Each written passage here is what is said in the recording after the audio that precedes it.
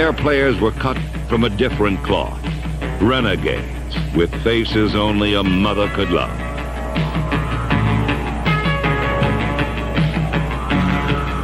The Raiders cultivated, then reveled in their ominous image.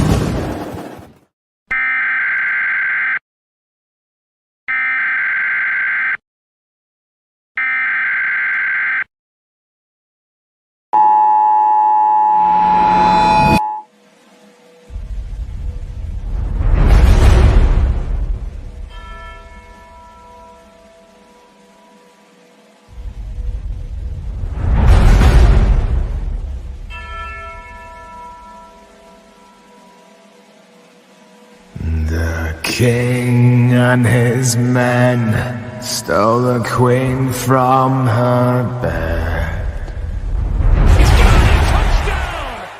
bound her in her bones. The seas be ours, and by the power where we will roam.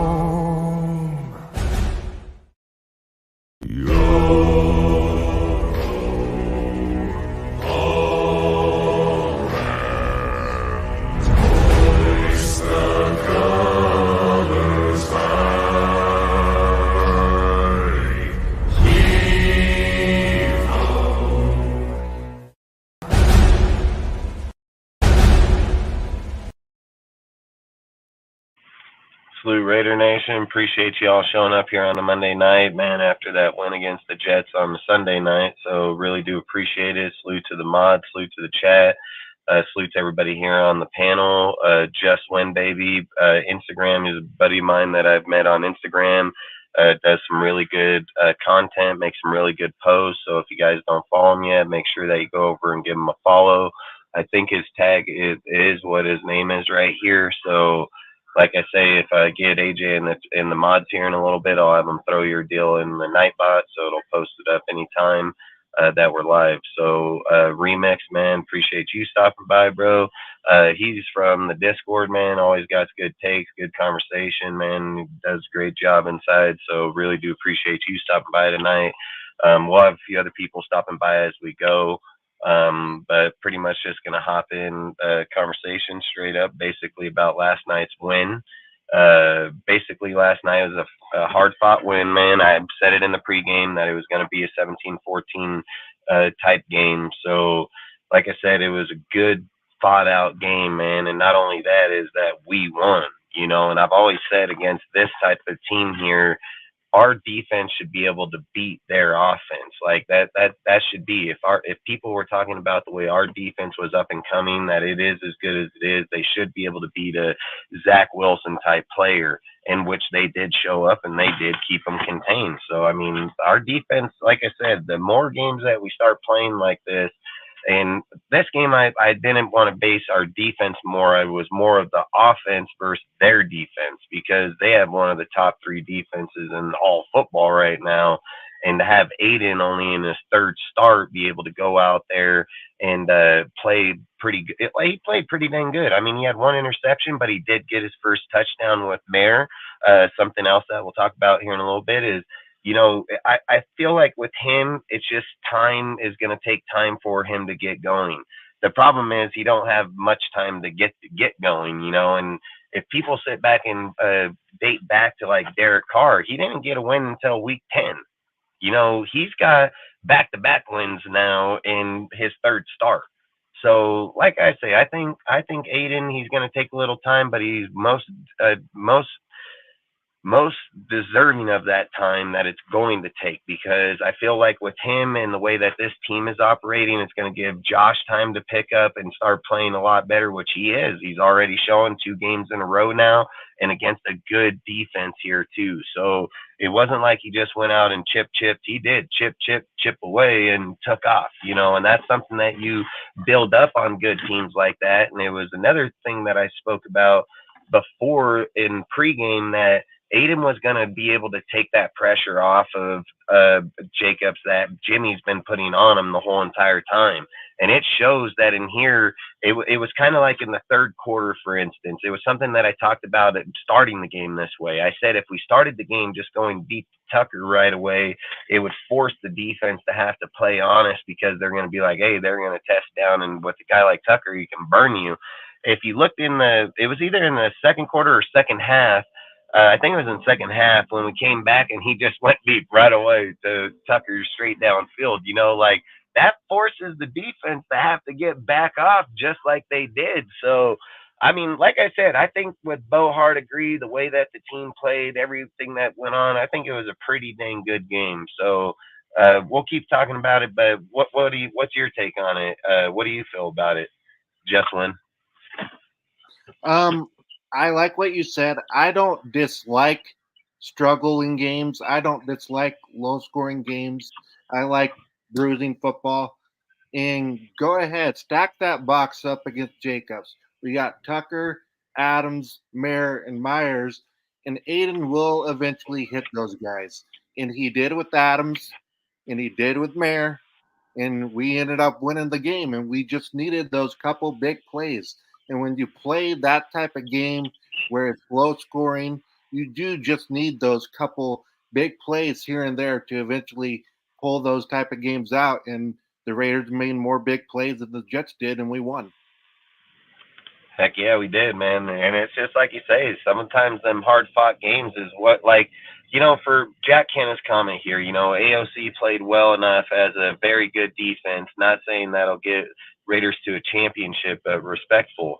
Well, if you think about it, I've said you're probably right because the thing that, like I said, on our team, it's still the offense that's going to be the question because I've said about their defense and our offense is something that we want to challenge. The problem is our defense didn't face Aaron Rodgers' offense in that team. There's a big difference when that type of caliber player is there when it's a 9-16 win, and we're indicating that Rodgers wouldn't be scoring a touchdown with Garrett Wilson or somebody else across the field. So that's why I say we got to take the win for what it is at the moment. But what I look at is like if AOC plays a defense like them, and just say later on into the season, and again, if he plays the Niners, plays Baltimore, he plays anybody that has a good Niners would be in the Super Bowl, but long story short, if he gets to those type of teams, I feel like he'll have good success to be able to go through them. He won't just get dissected from them. And if you look at the Chargers game versus this game, he was able to hold composure a lot better. He was able to get off passes a lot better. A lot of things that was able to keep him more calm. And then you got to think about it in this way is that you had Colton Miller that was out. We took a guy that everybody was bashing on all year, Luminor, not doing a good job, this, that, the other. He gets uprooted from the right, goes to the left, and plays a pretty good game. And I'm not going to say that, Aiden getting sacked 3 times, but the game was still played a lot better even with that. And Luminor going against a top defense in there with our team the way it was, they still held pat pretty well. So, like I said, I think it was a pretty good game on our side. I just feel like, for instance, like I say, Aiden with the type of players he has, with Tucker, with Adams, with Jacoby, you got to be able to throw down or throw more. And look, he got with Adams, which was something that we did talked about on the show before the show. Said that he would get around. I said he'd get around 72 yards in a touchdown. He got about 86, 85. So I mean, he picked up his pace there, and they were feeding him. I think he had 13 receptions there. So I mean, they did their production. Jacoby's the same thing. He's still bringing up. Like, Jacoby is a great ad for us, man. And I'm not gonna ever be able to get off that because I feel like Jacoby was a great pickup from the Patriots, man. Out of everybody that hasn't worked out for us, I think that guy worked out great for us. So, outside of it, do you have anything you want to add to it, or? I think you brought up a really good point in talking about Aiden's composure. For a rookie who was drafted in the later rounds instead of top 1 or 2 like Stroud and Young, he seems more composed than Young for sure. When he does get sacked, you look at his body language, gets out next play. When he goes to the bench, he just doesn't look frazzled, and he like understands that things aren't going to be easy, and that's okay. And Lord knows things have not been easy for the Raiders, and there won't be easy for the Raiders this year probably. But if we can grind out these wins with this defense that we have, and Pierce just going up to the press conference and saying, "Yeah, we're going to give it to Adams. Yep, we're going to give it to Jacobs. Now, guess what? You stop it." And he's telling you what we're going to do, and we go out and do it. And Raider Nation, you better be okay with grinding out hard fought wins, because that's how we're going to win this year. And quite frankly, that's how Pierce wants to win. And that's how it should, because that's like the old Raider way, man, where he just didn't give two shits, man, like literally. Yep. So, and another point Jack makes here, the Jets had many turnovers versus others. AOC didn't do that, a rookie that played well. Not only that, if you go back and look who the Jets played, Patrick Mahomes, Allen, fucking Herbert, all these guys, they have destroyed them, dude. Literally 1 touchdown, 3 interceptions, dude. They've kept them minimized the whole entire time. And Aiden O'Connell didn't feel like he had any issue with them. And that was something else I talked about before the show is the composure that he would have against teams like this, because he's taken on a number 3 ranked Michigan and had success, dude. And he's taken on Tennessee and teams in college that were very good teams, man. And he's had very good success with those teams. And coming into here, I was thinking like, man, I was really hoping that he was going to kind of open up with Adams and Renfro and them a little bit more, Tucker. But to only get 150 yards, dude, and still end up with the win and give for this guy got like 50 cats right next to me by his car. It's insane. Long story short, you get all these guys that could have picked up and added, salute Ozzy, picked up and added it. I just want to see Aiden take that next step. I already said before the game, I felt it was going to be a 14-17 type game.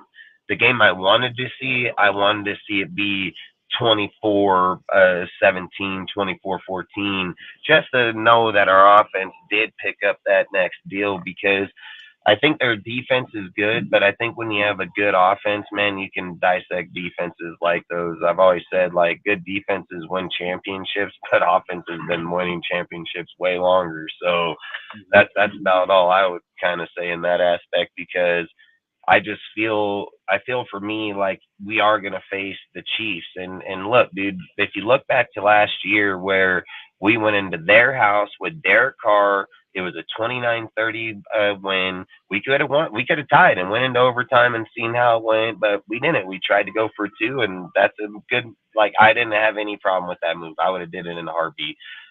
Salute, John. Because I feel like with AP, like in this game, when you're riding the momentum, you got to ride the momentum, man. I mean, they went for it on 4th down in our side, dude, with the fucking pitch out to Carter. When they thought they were gonna do the tush push, you know what I mean? So, yeah, like that's a ballsy ass move right there, dude, and that's from a rookie ass play caller too. So for me, I just wanted to see Aiden kind of make that next step, because you're going to play the teams like the Dolphins, and he's got 1 touchdown out of 3 games, and don't get me wrong, if you're getting downfield and other people are scoring Jacobs or so on, but you're going to eventually face teams where you're going to need to score with a receiver, tight end, you know what I mean? Like, you're going to have scorer in the end zone. That's why you're quarterback. So I just feel like hopefully by the time we get there, I don't know what the Broncos score is right now in the game, but the last thing I seen, I think the Broncos are beating the Bills. It's dumb shit like this. Yeah, it's dumb shit like this that keeps on happening.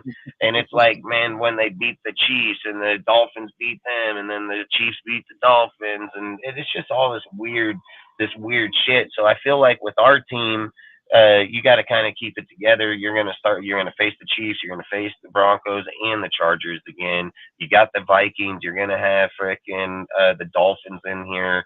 Like, you got some tough games that are going to be popping up here pretty quick.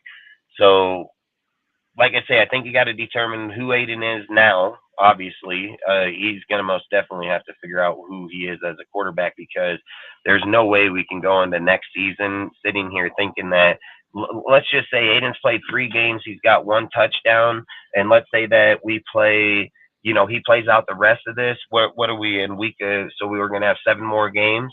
What if he only has like 2 touchdowns?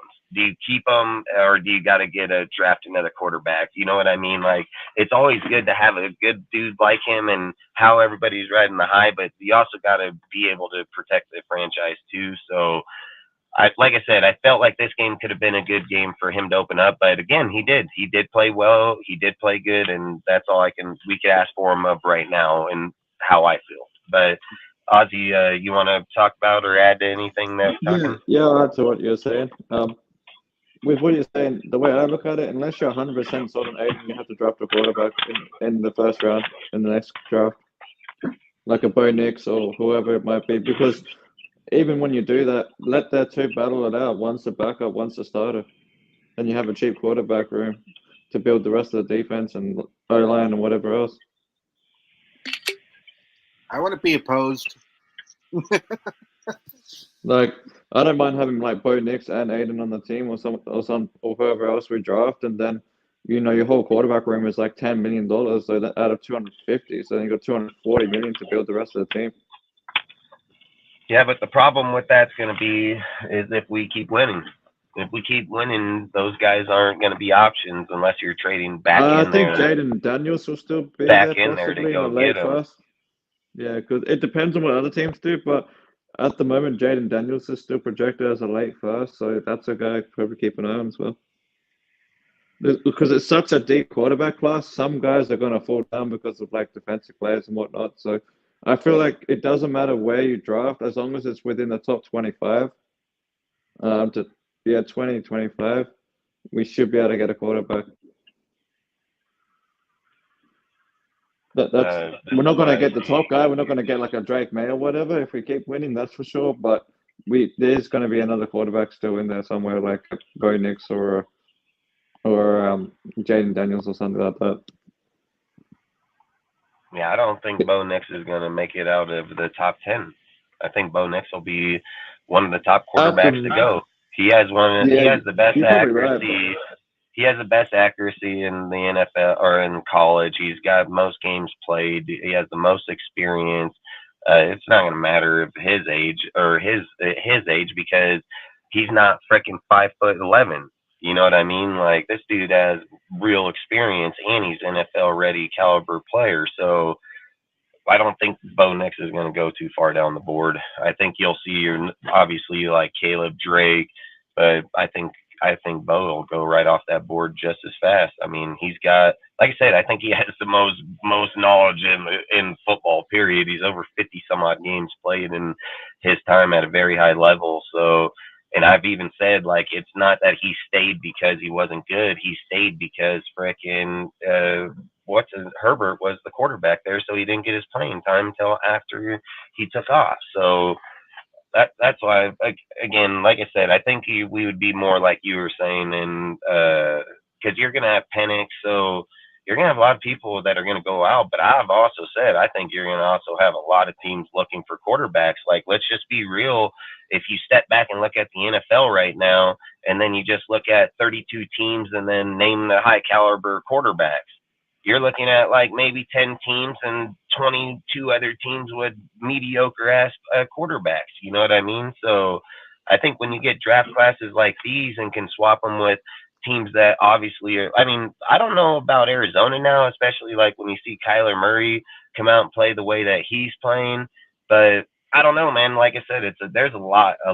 I mean, the Bears are most definitely going to ship off Fields, so Fields going to end up going somewhere else. But if Fields been in the league for 3 years and only got 7 wins, who's trying to pick that guy up? You know what I mean? Like, Tannehill, garbage as hell. Fucking look at Will Levis, comes in, fucking dude, dotting out dudes. Like, he's played pretty good. I mean, and look, he's a rookie. He's gonna make his mistakes too. But all I feel is like rookie players these days are the ones that are changing shit. Look at Stroud, dude. I mean, Stroud is literally changing shit. So Facts. Young's about the one I would say is a bust. You know what I mean? Like, that guy ain't done shit over there in for Carolina. Period. So I've said that before they drafted him. I said I don't want Young. He's too small. He's just not. I don't think he's gonna be like that great as people think. yeah, and I just feel like with how many quarterbacks are coming here and how many teams are struggling out there, we'll just see. I think we'll see a wave of them. I mean, for sure. I mean, and again, I've said this, like, defensive teams, receivers teams, things like that. If they're holding top picks, they're not going to trade with somebody that's like 20th down the board. They're going to trade with somebody that's like in the 8, 9, 10 spot that's going to hop up into their second, third spot. And then you're going to have that repeat itself probably 2, 3 times over. So they're going to still end up with their players even at 6, 7, 8, 9. You know what I mean? Because more QB teams are going to try to hop up and try to fill their teams. That's my opinion. So I'm not going to say that's how it's going to go. But I feel with how these last few years in drafts have gone, like, I feel like that's 100% how it's going to go.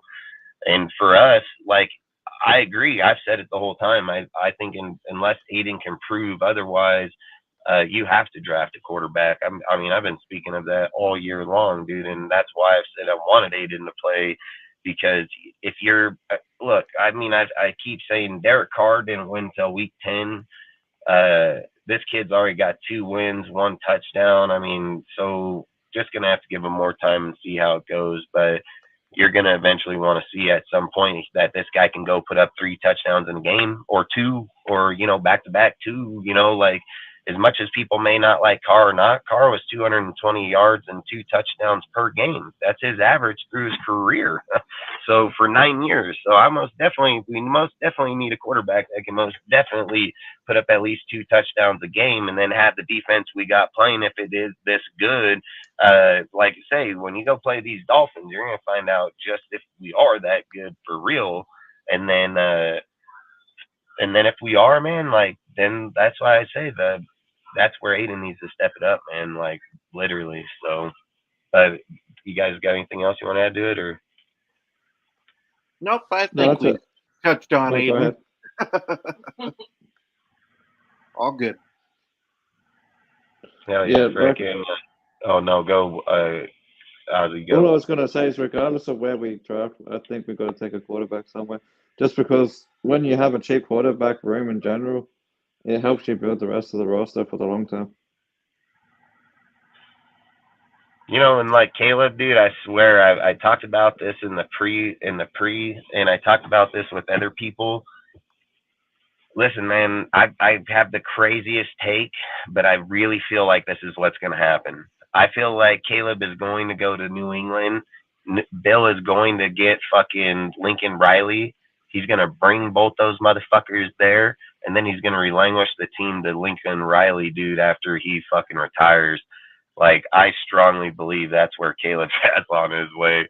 Dude, the Patriots are sucking dick. You know what I mean? Like, these guys look like they're shooting for the #1 fucking spot, dude. So I keep saying that, like, they've said Caleb wants fucking stock inside the team. He wants to have, and Lincoln's been talking about him going.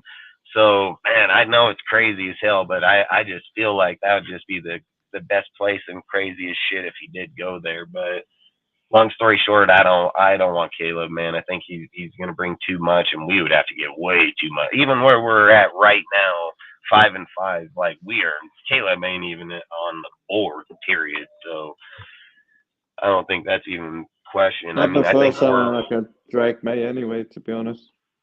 Yeah, I would take Drake over Caleb for sure. I mean, in my personal opinion, I would for sure, but I just think it's crazy.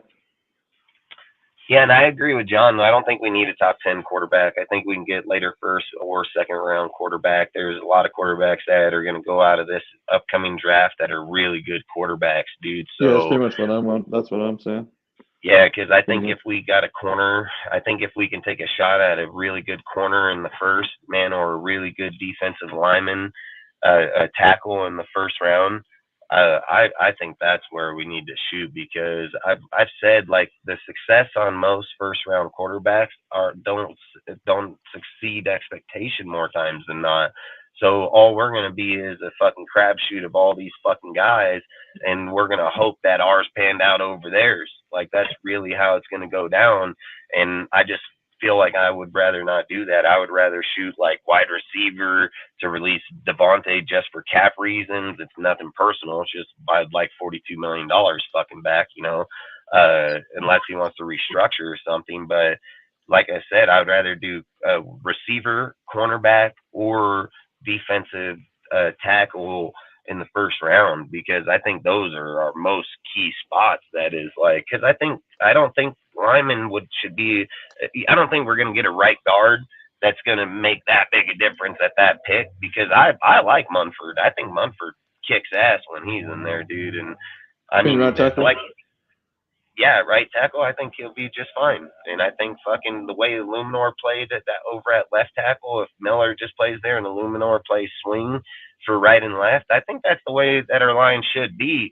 And like I said, unless they can switch out the other spot, I just don't see it. I would just solidify a corner because that's what we 100% fucking need.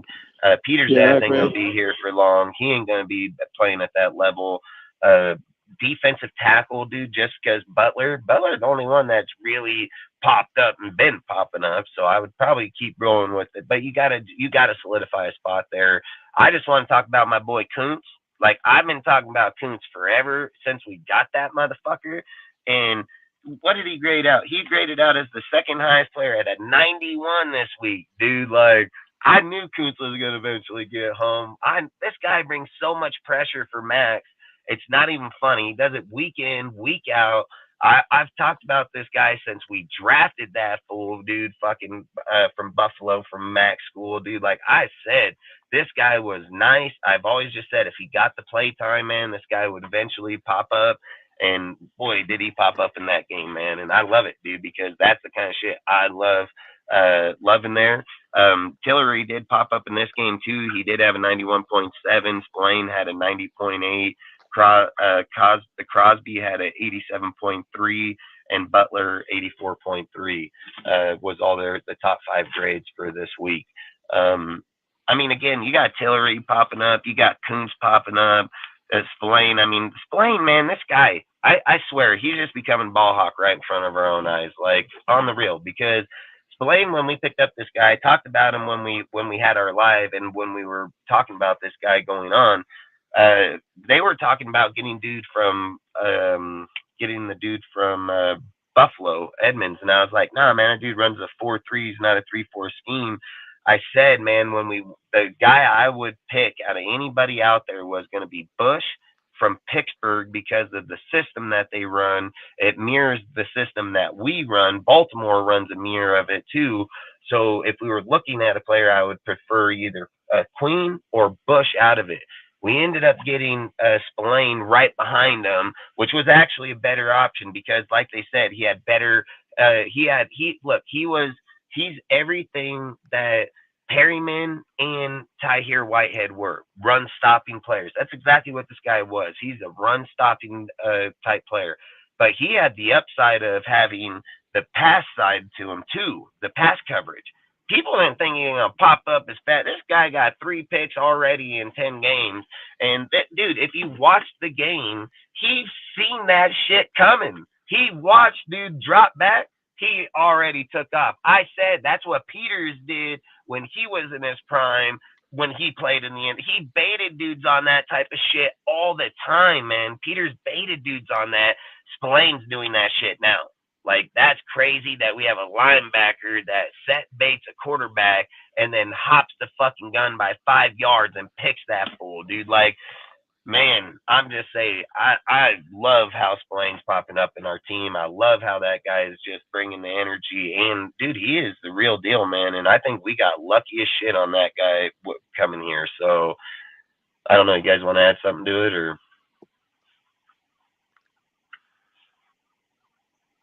Okay, I'll go. I think every year Please, you have a Victor. free agency signing that you sign a guy and people are like, well, I think Spillane was kind of that way for most of Raider Nation because they wanted Edmonds. I even heard some people throw out making a trade for Devin White.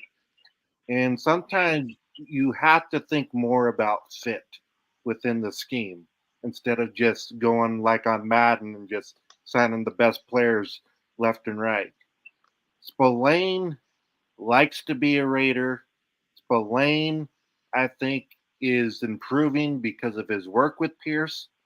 And I think, and you brought up Kuntz as well, I think you are seeing guys, especially on the defensive end, that hadn't been playing really well or hadn't even been getting playing time really, that are starting to show out because they believe in Pierce.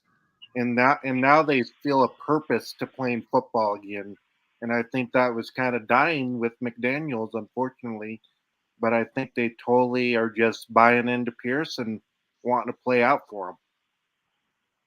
That is 100% facts, bro. Like the Raiders, let me tell you something. I don't think I've ever seen a team just want to fire a fucking coach so bad by the players ever in my Yep. life until No. these last few weeks. Like I'm This- just gonna be 100% honest. This was as much as Um, a player firing as it was an owner firing. Oh man, they had this fucking boycott shit going in the background where I don't think they had people even paying attention to it, and it hit so hard. And now that you're seeing it, like the repercussions of the aftermath, oh boy, like there's no doubt about it. I was buying Josh and then the whole time, but holy shit, dude, like these guys are like, nah, man, no, a whole different outcome to that deal.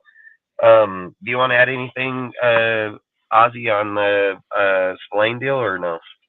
No, I disagree. It's been a long time since we've had a coverage linebacker like that. Like it's been ages, so it's a nice relief to finally have a dude that can cover the middle of the field. I mean, now we've finally got a guy that can mash up on a guy like Kelsey, and I think that's gonna be big in the Chiefs game. Hey, this is facts right here, Loon. This is facts, bro. He is like the Romanowski, bro. Like I love this guy so much, it's not even funny. And Yeah, that's not what I only was about that, to say the same. so not only that, man, like let's be real. Let's just be real. Finally, for once in fucking 20 years. Well, we had it earlier in the early 2000s, so I can't just say in 20 years, but early 2000s. Like this is one of the nicest linebacker cores we've had in a long, long time. I mean, Diablo playing like a motherfucking bat out of hell. Everywhere you see, Diablo's right there, dude. Like that guy chasing dude down, either leading them to the sideline, in the backfield. Diablo all over the damn place, dude. Spillane, he's like seek and destroy, dude. Like he is like a heat-seeking missile, dude. He'd just be like, beep, beep, beep, boom, fucking gone. Then you got Masterson, goes out in the game, comes back in this, still brings the heat. Like if he didn't even leave, you know. And these are the things that you want to look at. That you're looking at. Then Bernie, look at Bernie popping up, dude. Like you have all these dudes in that deal. Then we even sat freaking Jalen Smith this week, even after he just came in last week, played in 1 week, started, you know. So man, like I said, I'm excited for fucking Pierce and how he did build that linebacker core, man. And even with Spillane, that was one thing he said in like the presser and then in the Raiders, talk when they were done, is that he wanted to win for Pierce because of what he's done and how he's been for him as the linebacker coach. So like he felt like that, like he said, like they owe him these wins. And I just feel like, why do they feel like they owe him that much, but didn't owe the actual head coach? And then why do you gel so much with the linebacker coach, but didn't with the head coach? And then, but I know the answer to it because over the last few weeks, the answer starts surfacing is that Josh was so closed into his box, he felt like what he knew was the best. It was the best, whatever his thought was, his best thought, where you don't have that with Pierce or Bo or any of them. Like, you have Bo interacting with the motherfucking players just as much as them calling the plays. And then you have fucking Pierce, and I feel like Pierce is monitoring fucking Graham's play, because there's been play inside there where you can see Pierce is most definitely monitoring Graham's play. So there's no doubt about it. But offensively, you can't really do much inside there. But like I said, I kind of like how they're doing it, man. You're just going to have a little tougher few games coming up here, because I've said the Vikings game ain't going to be no slouch-ass game, dude. People want to write that shit off. Yeah, they got fucking two of the best damn receivers out there at the moment, dude. And not only that, Dobbs ain't no slouch, dude. Like, that motherfucker rushing and throwing. So, long story short, like, we got some good games that are popping up. So, you know, Miami, Vikings, and Chiefs. The three teams I want to watch us most against is the Vikings, Chiefs, and Miami, because that's the teams that are really going to test us points-wise, I think. And what I would say about the linebackers are they look coached up. You talk about how they fly to the ball. You talked about how Spillane knew the quarterback was going to throw that ball when he got the pick. You don't make plays like that if you aren't coached up and watching film. And they just look like you know what they're doing. That's facts, because he was all over it, dude. He knew. I watched that on replay like 10 times over, because I caught it right away what he seen. I watched him watch fucking Zach. When he tucked back into the left, he fucking knew he was going there. He fucking ran it instantly. He took off right away. He knew the play was busted like that. He knew what he was doing. And I said, Peters baited people like that through his whole career with the Chiefs and Rams and everywhere he's gone. That was Peters' mentality. He would bait dudes like that by playing off, making dudes think he don't, and he would watch when he seen the guy do a certain thing and turn, he already was going that way because he anticipated what he was already doing.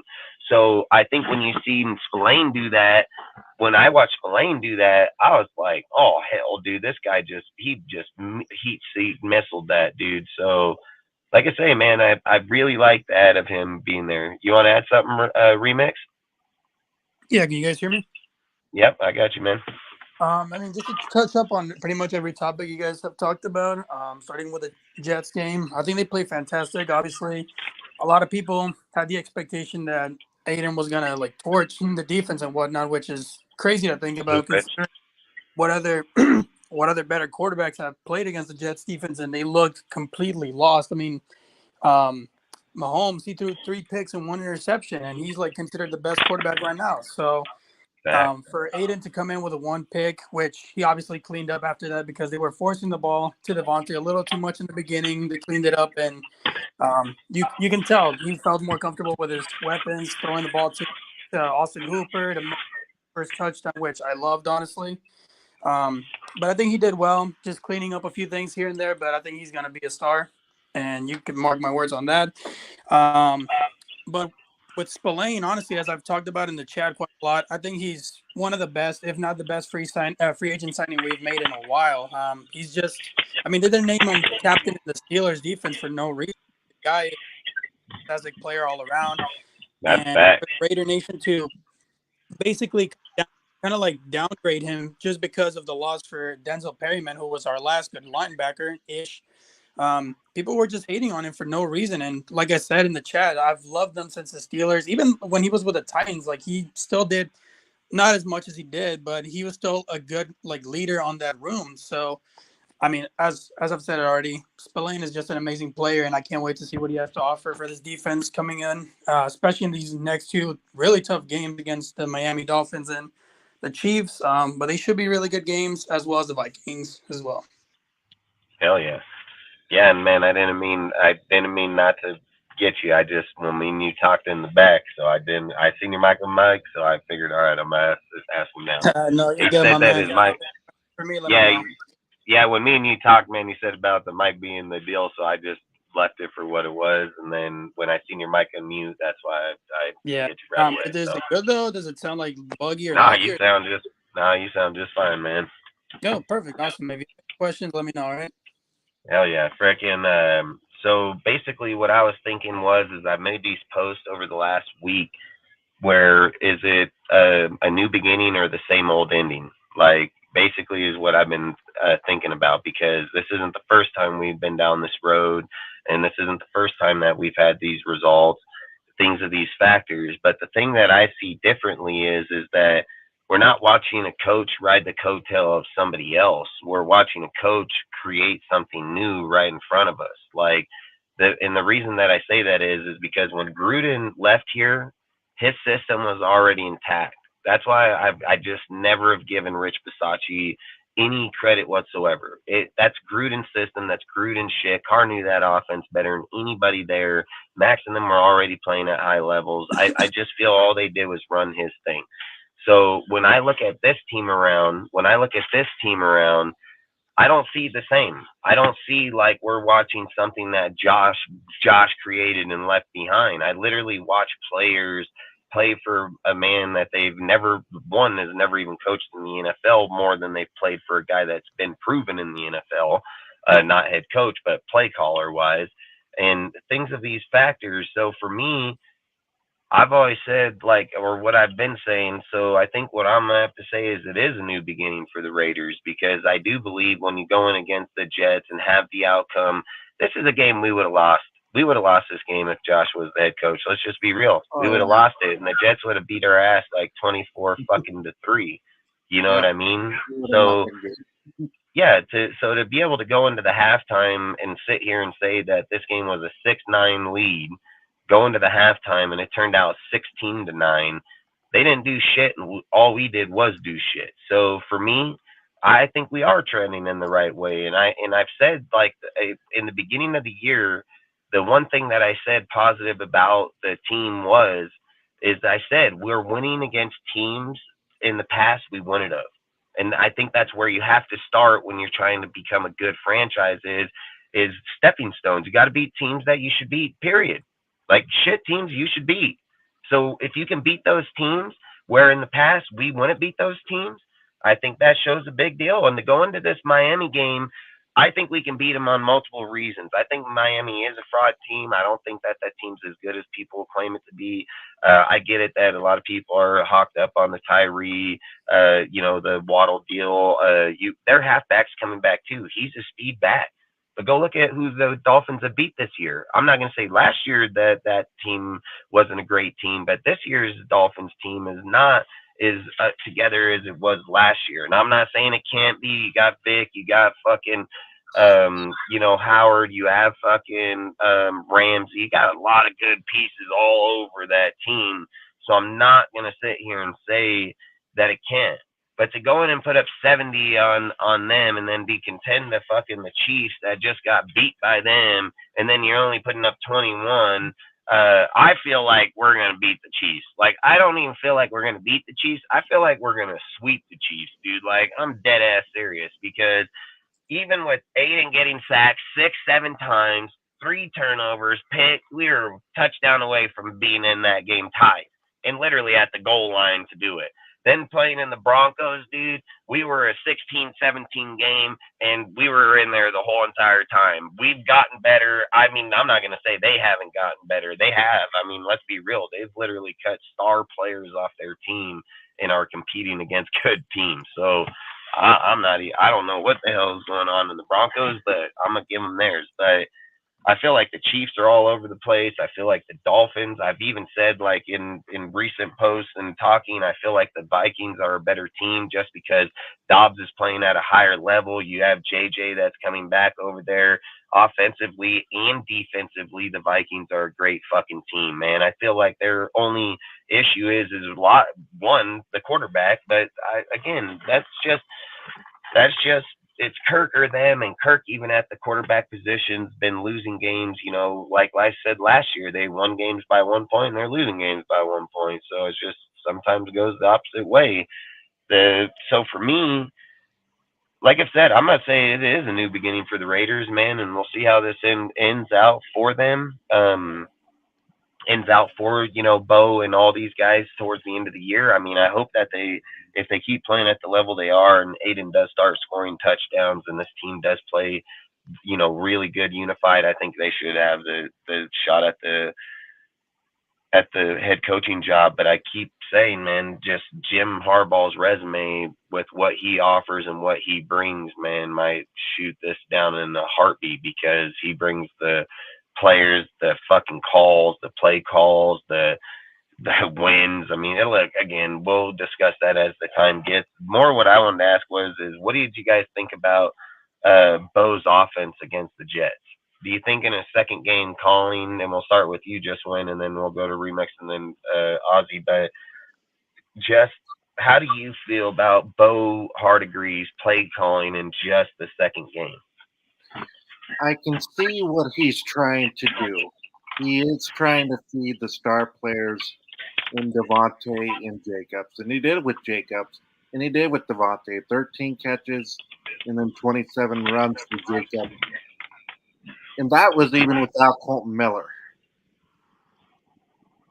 You did talk about how there seems to be a forcing of the issue sometimes to Davante Adams.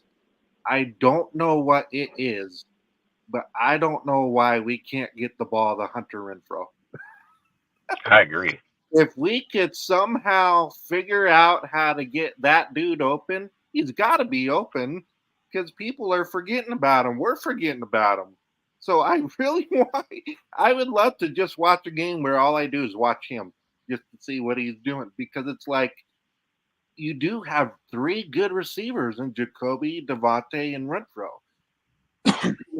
He's doing more tight end stuff with Hooper and Mayer, which I love. I think that's established off the run game. So I think it's kind of honestly a little bit of a throwback offense. Rely on the run, throw in some 2-down tight end sets, and get it to your star receiver every now and then. I personally like it. I think it's a very patient offense. I do think against teams like Kansas City, Miami, and even Minnesota to a degree, we will have to take the shots you guys are talking about. We will probably have to score more than 16 points. And I do think we'll take the shots. And I hope it's to someone like Renfrow or Tucker and not just Adams all the time, because then Aiden will start throwing picks left and right. He's got to start trusting other receivers. And I hope that the force feeding to Adams has more to do with the play calling. And to be honest, Adams saying, get me the ball, than it does have to do with Aiden only trust him.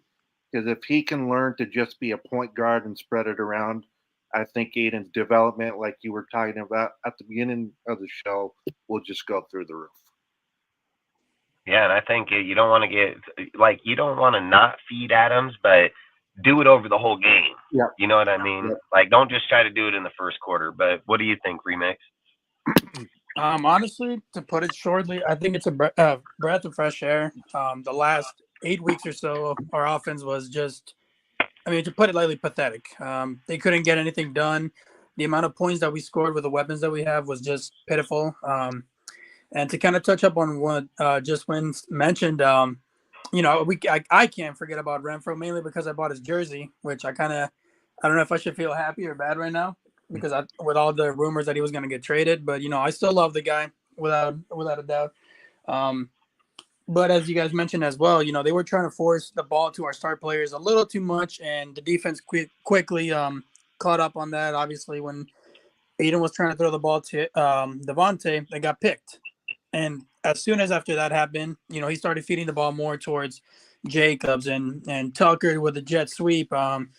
Just different alternatives, which is something that I really like, because it keeps the defense on their toes. They don't know what to expect now, as before they were just expecting to guard Devontae and protect the run, and that was pretty much shutting down our offense. But I do really like what I can't say his last name for the hell of me, so I'm just gonna call him Bo. I think he's doing a really good job. I think he's doing a really good job with the offense, and I can't really wait to see what he has to offer, especially with these two upcoming defenses. Obviously, they're not the Jets, but they're still pretty good defenses. I think the Chiefs have a top 10 defense, if I'm not mistaken, so that's going to be another challenge. Miami, I'm not too sure where they're currently sitting, but Xavier Howard and Byron Jones and Jalen Ramsey is a cornerback trio that's to be feared. But man, I can't wait for those games. I'm excited. And not to cut you off, Ozzy, I have one more thought based off what he said. The Chiefs and Okay. the Vikings and the Dolphins, what they do have, they all have a legit defensive lineman in Chris Mhm. Jones and Chris Wilkins. And so and he got sacked by the Jets multiple times. And like I said, that was Yeah. without Colton Miller.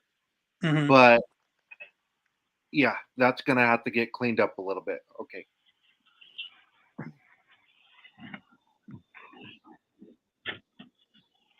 What do you think, Yeah, Ozzy? I kind of agree with most of what you guys are saying. But another thing I would like to say is that I feel like we could just become more versatile with our weapons that we got on offense. Like we can't just be targeting 2 or 3 receivers every game. We've got to spread it around more. I mean, that first game he kind of did a bit more. I think he threw it to like 8 guys. So we need to see more of that. What we saw in the first game, where we I mean, got to yeah. utilize like Tucker over the top, got to utilize Renfro on the slot. We've got to kind of try and create like more plays for everybody, really. Because once you start doing that, that's when you build a championship team, in my opinion. Because then defenses don't know who you're going to. Like you guys said, if we lock onto Adams all the time, well, then it's not going to develop other players, and we're going to become too predictable. And I Yeah, and it think doesn't that's matter if the player. Oh, go. I think that's kind of the curse of having a star receiver, right? It is. Because you almost feel the need to feed him, or else he's going to slam his helmet down. He'll go to a press conference and say, "Well, why am I not getting the ball?" Even Jamar Chase was bitching out Burrow earlier this year. I'm always Yeah. open. 7-Eleven. Yeah. Like, no, you got Burrow. So it's kind of the curse of having a star receiver. And it was our 10th game last night, and Mayer finally caught his first touchdown. That has nothing to do with Mayer. That has to do with the offense. I agree. Yeah, and like you just said, it could be also because of the players on the offense too. Mhm. So I've always said I think that's why Carr is struggling over there with the Saints right now, because they have a lot of high profile players where Carr's always been used to mediocre players and being able to spread it around and be able to utilize them, which makes them become in other teams' eyes more productive, because they were like, well, this guy ain't looking like Zay Jones and every person that's come across here. And speaking of that, that fool just got arrested for fucking battery or something tonight. So I think like what's crazy is hella people are either getting hit by cars or getting arrested, dude. It's fucking crazy. But long story short, for me, like Bo Hardegree's offense, man, I'm not gonna lie, he called some slick ass fucking plays, dude. When we were sitting there with the momentum going in the, I think it was in the first second when Pierce decided that he wanted to go for it on that 4th down right there. That was a slick ass call right there. I mean, he baited everybody in where everybody most definitely, especially the way the tush push has been going the whole entire time. This is how you know this guy is he's very smart in what he does. And I feel like that's why it's just going to take him time to get accustomed. And this was something I even spoke about in pregame, spoke about the game before. This is something that he doesn't know himself yet. He doesn't know what type of offense that he's going to want to run or things. He's been doing it behind other people. And when I kept talking about us being a power scheme, but they ran zone against the Giants, they ran power in here against the Jets. So you're running a mixture of both, and that's something I spoke about. Let him run on both. He has the players here to do it right now, so might as well find out what type of things you want to do. And those are things for me, like, again, when he came into the second half, dude, and he decided to test fucking Tucker downfield instantly to throw deep downfield, and that was an emotion play, dude. He brought him from the opposite side and they're up and around and then tried to get down there. So when you look at things like that, it just tells me that he's trying to keep the defense on their toes at all times. but it also shows, like, that he's a little inexperienced dude, just like I said a second ago about him trying to force feed Devontae over and over, where you got 4 quarters, man. Spread it out, let him get some plays. You got a lot of other people. Mayer should be getting them looks. Renfro should be getting looks. If you start getting predictable where you're like, oh, third and Renfro, and all you're doing is throwing the ball to Renfro at third down, they're going to seek that shit out just like they did Josh Jacobs behind the line. So you have to be, you got to be consistent in how you're moving through the plays. But this is why I've always said sometimes having too many good players can be the downside. Your own epitome is your own demise. Like sometimes it can backfire on you. So And the players keep talking about how they love him because he keeps going to them and asking them what their favorite play is, and that's all well and good. But at the end of the day, what those guys' favorite play is the play that gets them the ball. yeah, that's facts. My favorite play is whatever one you're throwing to me. Like fucking call my name. Hell, we're good to go. So here we'll start off with the next deal. So everybody, we're all feel good about Bo, and we want improvement, which is I like only Bo. I think he's doing fine. Yeah, it's definitely a breath of fresh air the way he's getting a bit more players involved.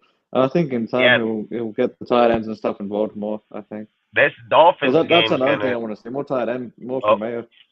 Yeah, because this Dolphins game going to be a true fucking test for sure. Because this Dolphins game, man, if you're going to have Xavier Howard and Ramsey on you, Mix, I think Jones retired, didn't he? I thought that fool retired because of with the injury. Jones, yeah, so he's not there. But long story short, they still have dude from Oregon, fucking my guy, the safety, fucking Holland? Holland, man. Yeah. I wanted that fool over I wanted him over fucking Morick, dude, by a mile, but it is what it is. But Javon Holland is a fucking beast, dude. Ramsey, and Holland, he plays in the slot. Yeah, he plays slot, safety. He plays all over the damn place, so he's going to be a fucking nightmare. And I've just said, like, the thing about them is their offense is going to be able to put up points. Now, can our defense control them? Why our offense tries to put up points, and like I've said it, Aiden's not a slouch, dude. He sees the field.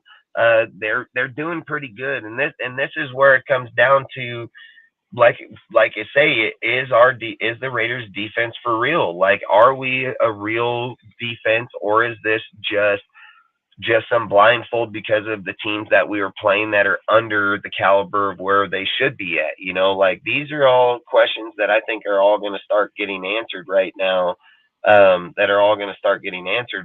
Because I think frickin' shit. Which one are you're in the bottom right? Let me remove this one.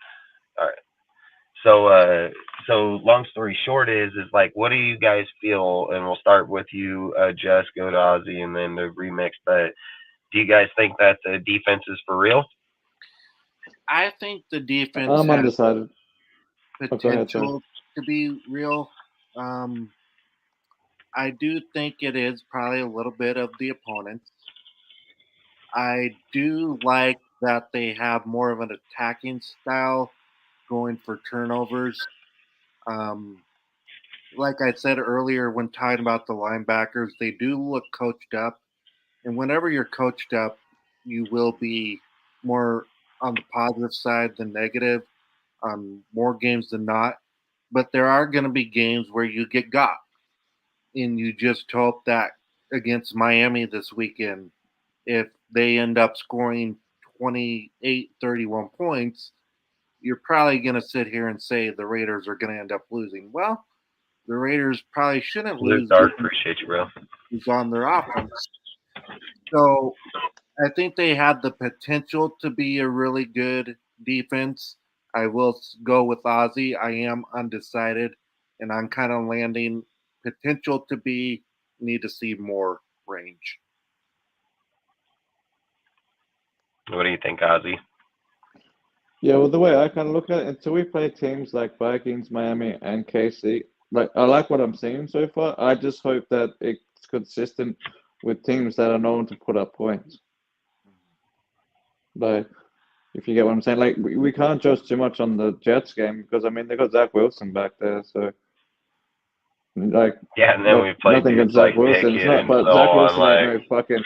He ain't no Tua or Patrick Mahomes or whatever. You know what I mean? Like, yeah, ain't no, he's not no frick, and that's something else. I want to see Herbert where he ain't got a fucking broken hand in the second half of the game, and our defense play exactly. him. You know, like that's the thing. You look It's at this nothing. last game. Who did they play this week? I mean, that was a good fucking Lions. game. Who? Oh yeah, Lions. man. I'm not gonna lie, that shit was fucking fire, bro. Like they were going back and forth like a motherfucker in that game. That's what I dude. mean. That was So, a real shootout that game. So that's what I'm yeah, talking that about. was It's like, can we that was do that? 40 That's the fucking question. 1 points, bro. Like, what is that? 80 fucking points between the two of these fools? Like, good lord, you're slapping points down. So yeah, no doubt. That's what I mean. Like teams that are known to score like that, can we hold a team that's known to put up 40 points, 70 points, whatever? Can we hold them to like, I don't know, 27 or something? Like, I would say against the Chiefs, who we do play every year, I wouldn't be surprised if we're able to keep them down because we know Yeah, them but more. It's going to this be goes- Rival games are always like that, man. yeah. I was But gonna don't say the same misconfuse thing. it though. Don't misconfuse it, man. It was 29-30 in the first game, and then they kicked the shit out of us in the second game where they ring around the rosy on us. Yep. Yep. Yep. And that's what I'm You don't talking wanna about. you don't Can we wanna compete with go. that team? Yeah, exactly. And we may look at them like they're not a good team, and them motherfuckers will still slap us because they've been doing it for the last fucking years. I've said the Chiefs Bronco us like we Bronco the Broncos, you know. So it's just something don't want. But what do you think, Remix? What do you think about it, man? I mean, just kind of as you mentioned, we've been playing offenses that are not known to be high scoring. I mean, the only ones that you could really make a case for would probably be the Bills, but we know how that game went. Same goes with the Chargers, but like you mentioned, Herbert hurt his hand on the second half, so that really didn't feel the same as if we were to play him completely healthy. But I still think we did pretty good against them. But at the end of the day, I do want to see them play against a high-scoring offense, which obviously, we have the Chiefs and the Dolphins coming up, so that's going to be, in my opinion, the real test. But what I will say about our defense that I really like is the fact that we've been improving a lot more when it comes to the run plays. I know a lot of people are going to disagree with me because we've had some nobodies kind of run all over us, kind of like against the Bears. We let those guys just obliterate us, but at the end of the day, they cleaned it up pretty well when Antonio Pierce took over. I mean, we were able to keep Breece Hall from torching us like he did a couple of weeks ago against, I believe it was, I don't know if it was the Eagles or the Bills. I could be wrong, but hey, he won 25 on opening night, dude. So he ran for 125 yards on opening night. So exactly Breece wasn't no joke. Yeah, so that's what I'm saying. Like, at least our defense has improved enough to keep, a pretty good, like, running back from scoring at 100+ yards on us. And I think that's definitely an improvement. And we're definitely going to need it, especially when we have, Mostert and I can't say his last name to save my life. How do you say his last name for the other guy? Hard agree. No. The second running back for the Dolphins. Yeah, he's the speed back. Yeah, fucking, he's the speed back. Yeah, so I mean that's definitely going to be a test for the running game as well, and which I think is going to be a big factor against the Chiefs as well. Although they don't have that big name running back on the Chiefs, I still believe that Isaiah Pacheco is definitely putting up some really good numbers. Hell yeah, he's slapping fools. That fool making my fantasy fucking list look good. Absolutely. So, and that's what I'm saying. Like, although he's not a big name running back like Josh Jacobs, Derrick Henry, Christian McCaffrey, and whatnot, he's still doing really good. I think of him like a kind of like a 2017 Alvin Kamara. He's really good from from check downs and whatnot. So he's definitely going to be a hard task. But as I mentioned to you, Dustin, on the chat, if we were able to contain him as well as Kelsey, we pretty much have the game in the bag because the receivers have done literally nothing for the Chiefs. It's been like the Mahomes and the Kelsey show. Oh, we'll hold up their receivers, dude. I don't think their receivers are shit. I think Kelsey wins more games for them than anybody. So That's facts. And Pacheco's just been coming alive, dude, because Clyde Edwards-Helaire was just garbage. So I think, like you said, I think if you can control them, we can win. And that's why I feel like we're about to sweep these fools. Like, I really do, man. Especially like you just said, man. We just literally held on Garrett Wilson and frickin' Hall at in the same game. And I've said Zach Wilson's still an NFL starting quarterback, so it's not like he's just no brain fucking dude. He can still throw, he still makes plays, he can still go do things. So He almost won the game too at the end. Yeah. So Yeah. like I said, I don't ever just discredit That's any what I said. person. That's what I was saying. He's not a terrible quarterback, but I'm just saying it wasn't like Patrick Mahomes or whatever. Yeah, and it's But 100% valid because he's probably the worst in the league at the moment. So there's no doubt about it. So basically, I want to take a second now, man, and basically over on Instagram, man, we have this dude, right? So this guy named Raider Rolls, dude, goes by Rolando or whatever his deal is on his page. This dude like a little pedo, man, and I guess like he had this event down in Southern California this weekend, dude, and people went down there to go see him. And I guess this guy ended up getting arrested and everything, and people didn't really want to talk about it, dude. And then I guess it ended up coming out later on that this dude was taking videos of undergirl skirts of 13-year-old girls, man. So I just want to make it clear today, like, if you follow this dude, like, this guy is not accepted around this motherfucker whatsoever. what was the guy's name? His name is Raider Rolls, dude. So it's Raider and then Raider. ROLS. And then fucking, Wow.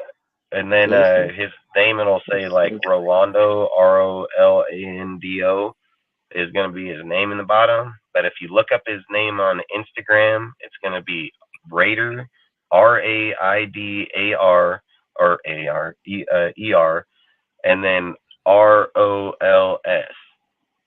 And I posted it on my Instagram. I have a post on that, dude. I have a deal on it and everything. I've just said, like, dudes like that ain't welcome in Raider Nation, man. And I get it, dude, that they say, Raider Nation, it's a lifelong membership, but not for this fucking guy, dude. Like, his shit gets revoked ASAP. Yeah, his shit gets revoked ASAP. So, I mean, I just say I'm not going to tell people what to follow or what to do, but this dude's a little pedo, man, and I think anybody that follows this guy, you're going to get a fucking bad name instant. So I would not follow this dude at all. So I just wanted to bring it up in the show because we have a platform that we could speak about these things. So I think it should most definitely be spoke of, especially at the end of the day. I get about the whole trolling YouTube to YouTube bullshit, but at the end of the day, you got to put real shit aside and speak on shit like this. I've always said, dude, I just don't tolerate people like this whatsoever, dude. Like, where I come from, those type of guys don't come back from that type of shit. Like, not at all. And yeah, I mean, I've said it. You guys see, I have my daughters, everything, dude. Like, I would shoot this dude in his face. Like, I would shoot him in his face, dude. Like, literally, if that motherfucker did something like that to my kids, I'll shoot that fool where he stands. Like, there ain't gonna be no cop. No, that fucking guy, the cop will be there to take me to prison for life. But I just think, like, I don't like that shit. I don't think there's any cure for shit like that. You can't put dudes in hospitals or fucking prisons. That's a disease, dude. That's something that's born with them fucking sick bastards, dude. And that shit needs to go the hell on, dude. And long story short, like I said, I just felt like I wanted to bring it up because it's somewhere. I put it on my page and Instagram, put it all over. If you follow the guy, man, you should unfollow that guy ASAP. So I don't say go around and start shit with the dude or not. I don't want that either. I just say just unfollow that motherfucker and cast him to the wind, man. So, but outside of that, we'll get back to talking about Raiders talk more. I just felt like we need to bring that up for sure. So outside of that, so what do you guys think about is Josh Jacobs for real? Is he finally showing up? Like, did we change around the line to benefit Josh's gameplay halfway through the year? And do you think that he's going to keep it going for the rest of the year? Just one. Yeah. I mean, I say undecided again. Go ahead. He was the best running back in the league last year. And I don't think you just become not the best back in the course of a year. Yeah, his holdout did probably play a little bit into the beginning of how this year goes. Um, After hearing the stories of what's been really going on, I would have held out if I was him. I wouldn't want to come to work, so I can't blame him for holding out. Um, I do think that he wants to play yet again for Pierce. I think he would literally run through a brick wall for Pierce. And I do think, I don't know that he's going to average 100 a game, but I think if he's in the high 80s a game, that should be considered a good game, considering he was getting next to nothing the first 9 games of the year. What do you think, Ozzy? I'm on the side. Like, I think he did a good job considering we were playing like a pretty good defense, like a defensive line. So it's got me questioning, like, is Josh Jacobs back? But I kind of got to see more consistency of it first to really say, like, yeah, he is back.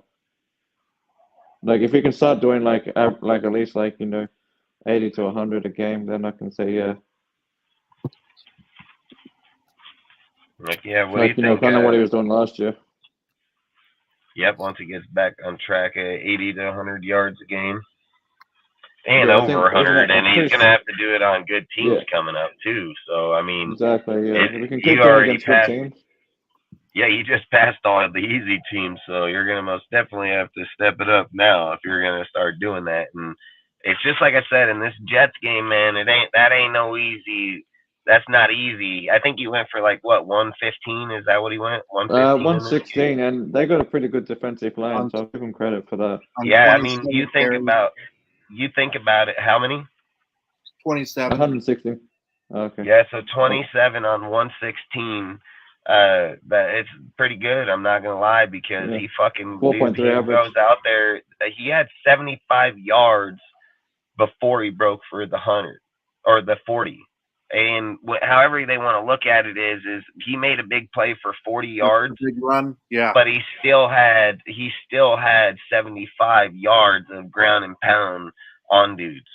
So you can't Yeah, so just look past that, like that. Yeah, that the way I look edging at it and, is, and Aiden throwing is what opened up that big play for Josh. There is no doubt in my mind. They were playing off that play and they took full advantage of it.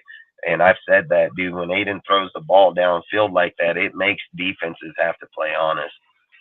Yep, facts. I agree. Been saying that all season. Remix, yeah, you want to add to that? Absolutely. So I definitely like the way that Jacob has been playing lately. Obviously, he's not doing as well as he did last year for various reasons. Kind of like what Justwin mentioned, training camp, missing it out definitely affected him. But, he's definitely leaning towards improving once again. It did take a little bit longer than we would have wanted. But, hey, at the end of the day, if he's able to get back to his 2022 self, then that's an improvement. Something that I really like about him is that he's been receiving a lot more, which opens up a lot more opportunities for gains as well. That's definitely something that I like seeing in Jacobs. I don't remember exactly what game it was, but I think it was against the Steelers where he almost caught a touchdown, but he stepped out of bounds a little too early. They called it back, yeah. Yeah. So, but I mean, that's definitely an improvement. And as Justwin mentions one more time, the offense with Josh McDaniels was not, benefiting him. Like he couldn't do much. Like he was just running almost like scared to a sense where he wasn't getting the explosiveness that he was last year, which kind of sucked. And, for very good reasons why, he just didn't look like himself. And because of that, offense was very conservative, very lackluster. Like there was no true identity. And, it really impacted a lot of players, Jacobs, Devontae. But another thing that I wanted to kind of bring up, which is out of topic, but, the Raiders definitely need a running back number 2. As we noticed, Samir White, a lot of people have seen them hyping him up. But unfortunately, he's just not that good of a player. I mean, his first and only carry, he fumbled, which, it tends to happen a lot. But when it's your first carry and you fumble it right away, it's not a good look. One of the players that That's I really because wanted you're not to getting very many carries to begin with, so you need to take advantage of the ones you got. Absolutely. And as I mentioned already, our running back room is, aside from Jacobs, he's not good. Samir White, he's meh. Abdullah, he's good at receiving, I guess, but other than that, he's not that good. Brandon Bolden, I think I've only seen him in special teams. One of the things that I really hated when the Raiders actually released Alec Ingold, like he's doing fantastic with the Dolphins, and I wanted to keep him because he was a really good player, had good connection with Jacobs, but it is what it is. And just to kind of finish it up, if I could get any player to be a running back number 2 or even number 1, it would be Dalvin Cook. He's not getting the touches that he deserves with the Jets. And, if he hits free agency, I don't see why the Raiders shouldn't pick him up for a cheap, 1-year contract. Hey, I thought we should have grabbed his ass when he was leaving over there, dude. I said that. Yeah, absolutely. Absolutely. Yeah, I would have snagged that fool up in a heartbeat, dude, because I think here he would be great, dude. Like, he would be fucking great here, and especially if him and Josh were to work together and they were able to figure it out like how Josh was when they were in Alabama. Like, man, that'd be a great fucking duo there. Absolutely. I think it's hard enough to scheme for one dude, let alone have 2 of those calibers. Somebody's going to have to switch to scat back. Then somebody's going to be dominant run. Then you switch your team to split backs, split back formations. Like, I would in a heartbeat. Don't get me wrong. If I had 2 halfbacks at that factor, I would fucking do it in a heartbeat. And again, that's going to bring up question about, Jacob Johnson, dude. Like, is he going to stick around here? Is this something that is in Bo's deal? Or if a new head coach ends up coming in here at the end, there's still a lot of things up to grab that can end up happening at the end of this year. For me, for Josh, I'm not going to lie, man. I mean, over the last 2 weeks, he's played two good, decent teams. He's obviously showed up in both of these games. It's not in the fashion like people would want him, big plays. And again, Jacobs never done that. I've said Seattle was his biggest run in 4 years, so Jacobs has never been the big run type player. He's just been the bruising back type player that's just done it the whole entire game. So that's why he stays consistent, and that it just does. His doesn't look like he's doing much, but he's obviously doing a lot. So for me, I agree.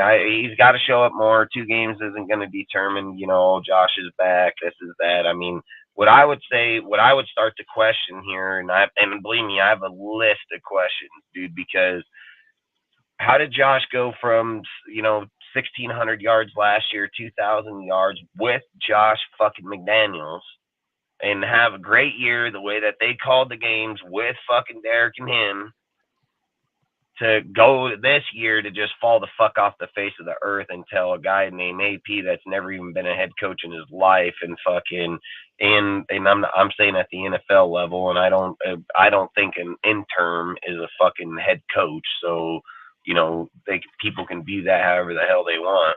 But again, you're taking Bo and moving him to the fucking offense, a play caller, not sitting there holding clipboard no more, to a fucking play caller, and then have the production out of Josh like that. I mean, there's something fucking massively wrong here. Like, there's either I'm coming more to the conception, like, where these motherfuckers sabotaging our fucking team. Like, and look, they could get the rep from year 1, because they're going to have people just like me that are going to be like, yeah, bullshit, they fucking put up those yards. So how the fuck can you say that? And Josh is anticipating motherfuckers like me saying that shit while he's diving these motherfuckers down in the ground, because there's no way you go from 1,600 yard season and rushing behind the exact same fucking line and then just fall the fuck off the face of the earth and then switch out only the head coach. That's all you switched, bro. You didn't switch out nothing else. And then now, motherfucker, back out there popping 100-yard games off. Like, that's not coincidence, man. Like, it is not fucking coincidence, all right? I'm not like gullible, okay? Like, there are certain things where I've said numbers don't lie, and this instant, it most definitely don't fucking lie, So that's all I would say. Like, there is massive offset here, and if Bo keeps it up, dude, it's gonna only prove that Josh was trying to tank our fucking team. Like, I'll tell you that straight up. There's no other explanation for it. There's nothing anybody's gonna tell me that's going to justify that why he did it. There's no way Josh was just that far out of tune. There's not. He had the year before where the production was there on the field with Exactly. same players and less. So the I've been saying second it year all there year. was most definitely the second year there was something happened in year 2 like a motherfucker. Like literally something happened. So like I said, as the year's going to go on, I think the story will unravel just by the players. I don't need to hear nobody's story between somebody talking. I'm just going to see it by the way they play, how the players and the coaches, because they're the ones going to tell you the real story. They're going to tell you exactly where we were and why we were at that point. And anybody can come up with an excuse of why Josh did it. I don't need the excuse. I just want to know why. Like it'd be crazy as fuck to imply that you were trying to tank out fucking Devontae and Jacobs all at the same time.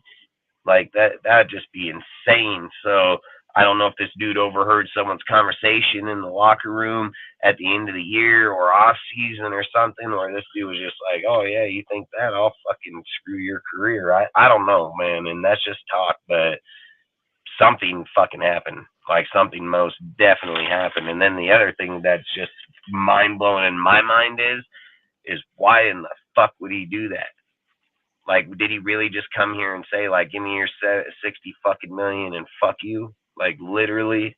Because that's literally what happened. So, and then he's going to probably go right back to the fucking Patriots and take over that shit. Just no problem. So, crazy. But, long story short, man, it is what it is. I think Jacobs will show up more. If Jacobs starts showing up more and more in these games, man, we'll see, and that'll only show.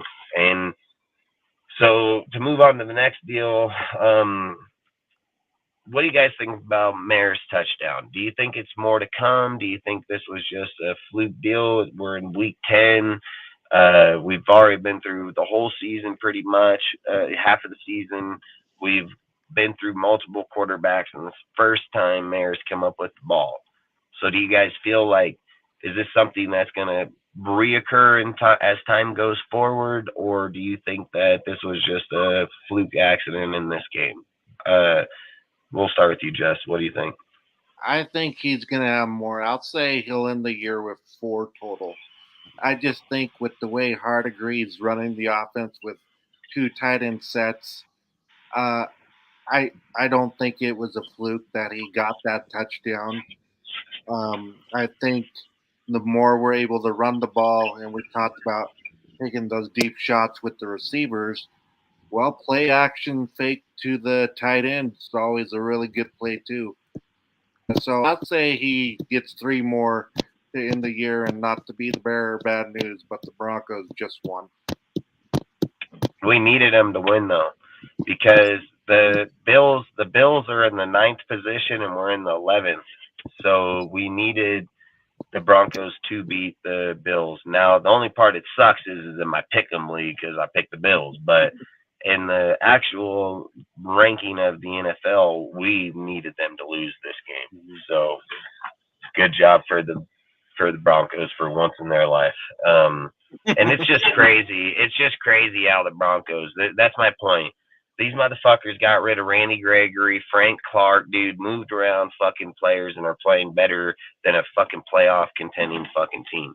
And again, I don't know if the Bills are a fucking choke artist team too, so it's crazy how like I said, I said this in the beginning of the year, that when we play I said in the first game of the season, I said, man, when we play these motherfuckers the second time around, they're not going to be the same team. I said it straight up, dude, like that the Broncos are not going to be the same team. That was Sean Payton's first deal up in there, dude, trying to redo this guy. I mean, Sean Payton's for real, man, and I hate that shit. I hate that shit because I sat and said it on our show the whole time that I would have dumped these motherfuckers for fucking Vic Fangio and Sean Payton in a heartbeat, dude. Like, if you're telling me we could have traded a first-round pick for Sean and got Vic, dude, oh, man, we'd be firing on all cylinders, but we would have never even got rid of any of our players. We would have kept all our players, but it is what it is. Can't wish on shit like that. But long story short, man, Sean ain't no joke, man. That dude's getting that team playing pretty well. Yeah. So I think Mayer gets 3 more and ends the year with 4. Nice. But what do you think, Ozzy? Yeah, I'm around that same kind of range. I think he can get 3 or 4 more touchdowns. I think we should. This is like more what we should have expected in the beginning. I don't know if it was play calling or just This is kind of like where it should have been used, like in the red zone and shit like that, or short intermediate routes, open shit up for other guys. Facts. Do you have anything you want to add, Remix? I mean, I don't think it's gonna be a fluke. I believe that touchdown pass was placed perfectly, only in a place where Mayer could catch the ball. I did see something on Twitter where somebody mentioned that the ball was placed just right where only Mayer could catch it, and to avoid the interception from the safety on him. And like a lot of people are going to discredit that, saying like it was not the initial read, but at the end of the day, when your quarterback goes through his reads and can't find anything and decides to throw a perfect ball like that for where only the tight end can catch it, I mean that says a lot. But for my I would say prediction when it comes to the season stats, I would say he probably has like anywhere from 4 to 5 touchdowns with maybe 400 yards or 500, I would say. Nice. That's where I put him too. Salute, Wild Turkey. Appreciate you, bro. Frickin', what I would say is frickin', that was a broken play. Just so anybody knows, that play was broken. He was supposed to go over the top of Jacoby. He went underneath the bottom of Jacoby. That play wasn't supposed to go that way. But to validate, like what you're saying is that he did throw it straight to a corner out there that was just to a certain spot that made it perfect for him. He straight mossed the shit out of dude, man. Like literally just hopped straight up in the air, right over the fucking top of him. I mean, it's right on the thumbnail for this tonight because that was a great fucking catch, dude. Like it was great, man. So like I said, I hope it's more to come, dude. I mean, if you hear Mayer and all of Bill, they're like, how did you feel when you threw that deal? Did he go over and tell him like I told you should throw him? He's like, I've been telling him since we've been drafted together to throw me up the ball. So, on the sideline. So I just think as time goes on and plays are going to develop, I mean, if you look at how that play was, that dude tried to grab onto Mayer when they ran into that pile like that. Mayer went down and under because they all came into each other, and Mayer was supposed to go over. Jacoby was supposed to go under. And what happened was when they all ran in, Jacoby ended over the top and Mayer ended up under, and that dude was trying to grab him here, and he took off to the corner because Aiden was already getting pressured on him, and he go running up and just tossed that shit straight across, man, and got it. So, like I said, man, it was a great damn play. It was a great deal to him. So for me, like I said, I hope that salute, Al, appreciate you, bro. I just Salute, hope fellas. that I just hope in time that he'll be more acclimated into the team. Do you want to add to the Mayer deal? What we're talking about, Michael Mayer's touchdown?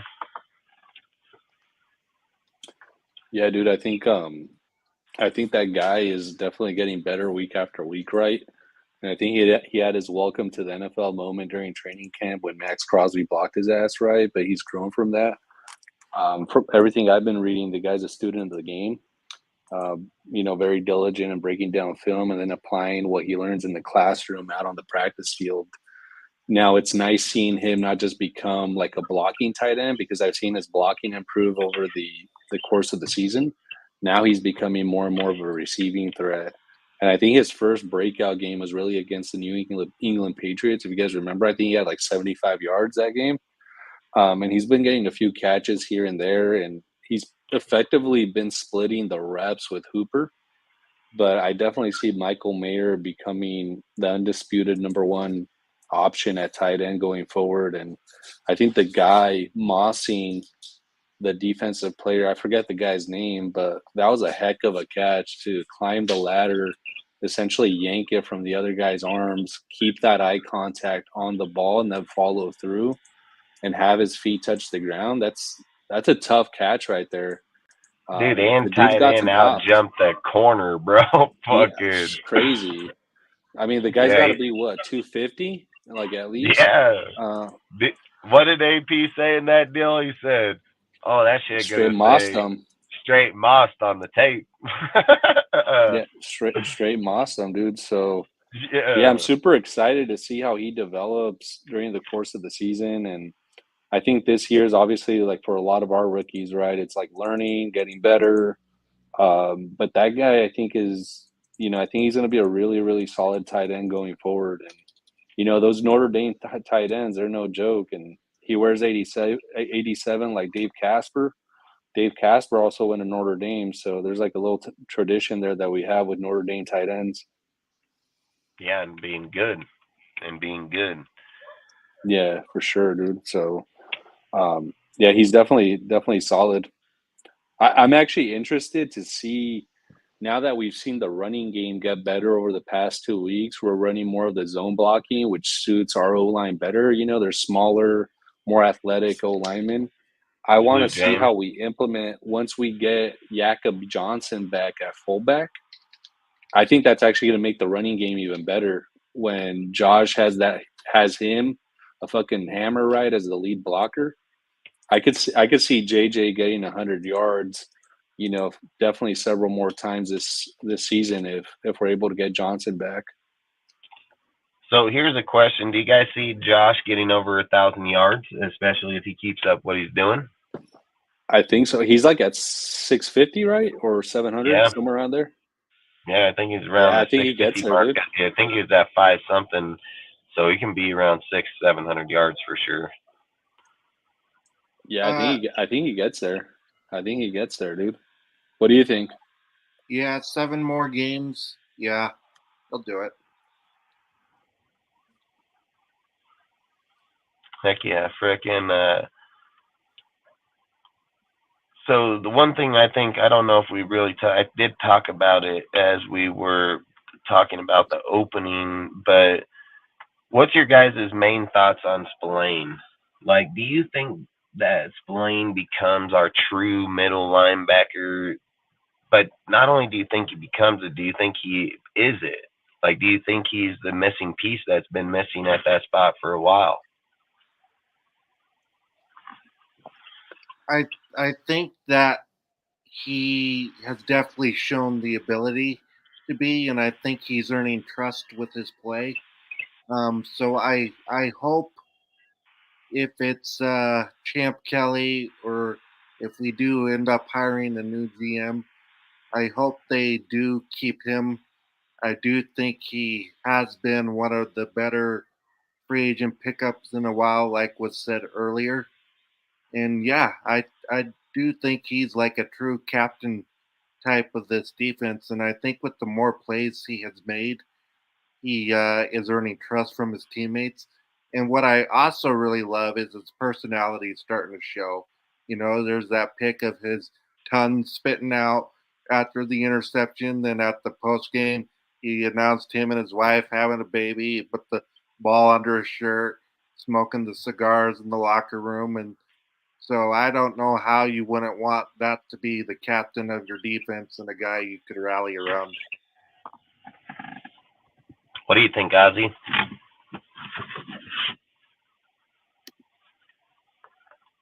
Crosby. Sorry, I'm multitasking. I missed. So what was the question? Sorry. I was talking about Spillane, and do you think that he's the middle linebacker that we've been missing? Do you think he's the real deal? And is it somebody that we should probably lock up going forward? Because how old is he? Like 28 or something? 26? I don't know his age, to be honest with you, man. I don't know his 27. age. But yeah, 27. I know it's somewhere between there. So yeah, 27. Yeah, I definitely wouldn't mind giving him a 3-year. He's 28. He's 28 in 1 month. Oh, okay, yeah, so he was 28. Yeah, so probably 2. I wouldn't mind giving him like a 2-year contract. He'll be 28 in 1 month. Salute Vader. December 14th. Very cool. Yeah, December 14th is his birthday. Yeah.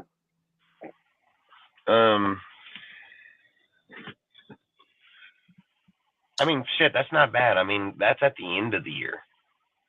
So he's going to be playing. His 30 will be at the end of the season. So if we were to lock him up for 3 years, he'd be 30, 31. I mean, again, look at Bobby Wagner's fucking still killing it. So for me, I would lock him up for 3 years. Like I've said, I think he's better than fucking Devin White from fucking Tampa Bay. That guy's garbage as shit, dude. Just because he had a good year over there in the fucking Super Bowl and got those picks, that guy ain't done shit, dude. Like, all he is most definitely Perryman on fucking steroids, dude. Like, that's all that dude is. So, for me, I would have taken Spillane any day of the week. I spoke about it in the live, and then he got them picks that night. So, I like I said, I'm all for Spillane by a mile. Remix, what do you think, man? Like we talked about multiple times already, whether if it's in the chat or just on any kind of social media, I think Spillane is going to be the biggest part of our defense, aside from Crosby, obviously. You know, I like what he has to offer, all the things that he's done since he's gotten on the field. He's just an incredible and talented player. You know, the only thing I would love to see in the defense, it would be a captain on the secondary side of the ball. You know, a good cornerback would definitely make this defense a lot better, but I still think that Spillane brings that missing link that we were missing in our defense for quite a while.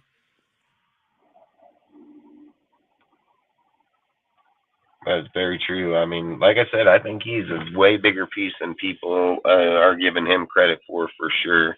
What do you think, Al? Yeah, I think he could be one of those cornerstones on the defensive side. And, you know, I'll say he's not the most talented guy, right? But I think he's very smart, very cerebral. And he's a ball hawk. I mean, for this guy to have 3 INTs as a linebacker this season says a lot. You know, and by me saying he's not the most talented, I mean, you know, I don't think he's necessarily as strong in coverage as he is in run stuffing. I think he's more of a downhill linebacker. That being said, I think he could be one of those like centerpieces in our defense going forward. And I think, you know, there's nothing negative to say about his attitude, right? He loves football. Like when he was interviewed about his broken hand, do you guys remember what he said? You guys remember? Like he said, but your hand is away from your heart. It's the farthest thing from his heart. It's the farthest thing from his heart. He said, "I'd rather." Yeah. What did he say? I'd rather play injured than healthy or some shit. He said the whole deal. Yeah. That whole spiel of that shit.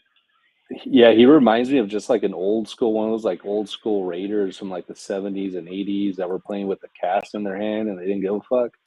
Like that's the type of player that he is. And so I think he brings that kind of personality to the defense. So I think he's definitely, you lock him up probably for a 2-3 year deal. I wouldn't be mad at that. And I mean, he's definitely proven his worth this year. And it's pretty wild if you take a step back and think about it. The 2 best guys, arguably the 2 best guys on our defense, played in the MAC.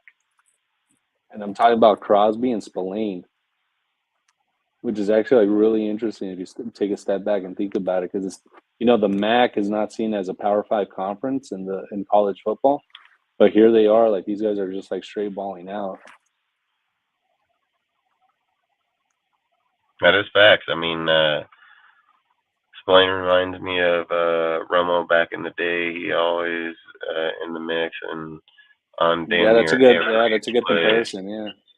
Yeah, I ain't gonna lie. Yeah, we talked about that in the beginning of the show about him being like Romanowski, dude, because this motherfucker is just on next level shit, dude. But Rob is. Did you see him with that Costco? Did you see him with that Costco sweater in the locker room? Say again. The dude was wearing just like a Costco sweater in the locker room. Yeah, did you see his hat and shit? Dudes were asking him. They were like, "Why are you wearing that shit when you're here in Vegas, bro?" Yeah, I was in there thinking. And I was also going to, and Dustin, while we're on the defense, you know, I think you probably lock up Amik too. You probably lock him up because that dude's been balling. Contract-wise? Yeah, contract-wise, I think yeah, you I ain't probably gonna lock lie. him I mean, up. he's gonna get a decently. He ain't gonna get a big contract. He'll get a contract, but I mean, I agree. I mean, as much as I've said I didn't want him in, I would probably have to say he's earned it for sure. And I would give him the contract. I mean, Amika has earned the contract. As much as I've ridiculed that dude or talk shit against him, he's been the one showing up most of the time, in and out. So I just want to take a second, man, just so everybody can strike Vader in the chat, man. He's on Facebook. If you guys follow anybody on Facebook, make sure to go give him a chat follow, man. He's doing like these live simulations for Madden and stuff every day, every week. I don't know what his actual timetable is on those things, but he does some pretty cool stuff on his channel. Just Win Baby, man. He's on Instagram. He's got a good page over there. He puts out a lot of Raider content in there. Like I say, feel free to give him a follow. Really good guy, really good person, man. Like I've always said, good person to the community, man. He puts out a lot of good stuff. Everybody else on here, Ozzy, already got his channel. Everybody know who Ozzy is, so you can go on his Instagram, give him a follow. I don't know Remix has an Instagram or not, let alone if he wants any of you guys following him to begin with.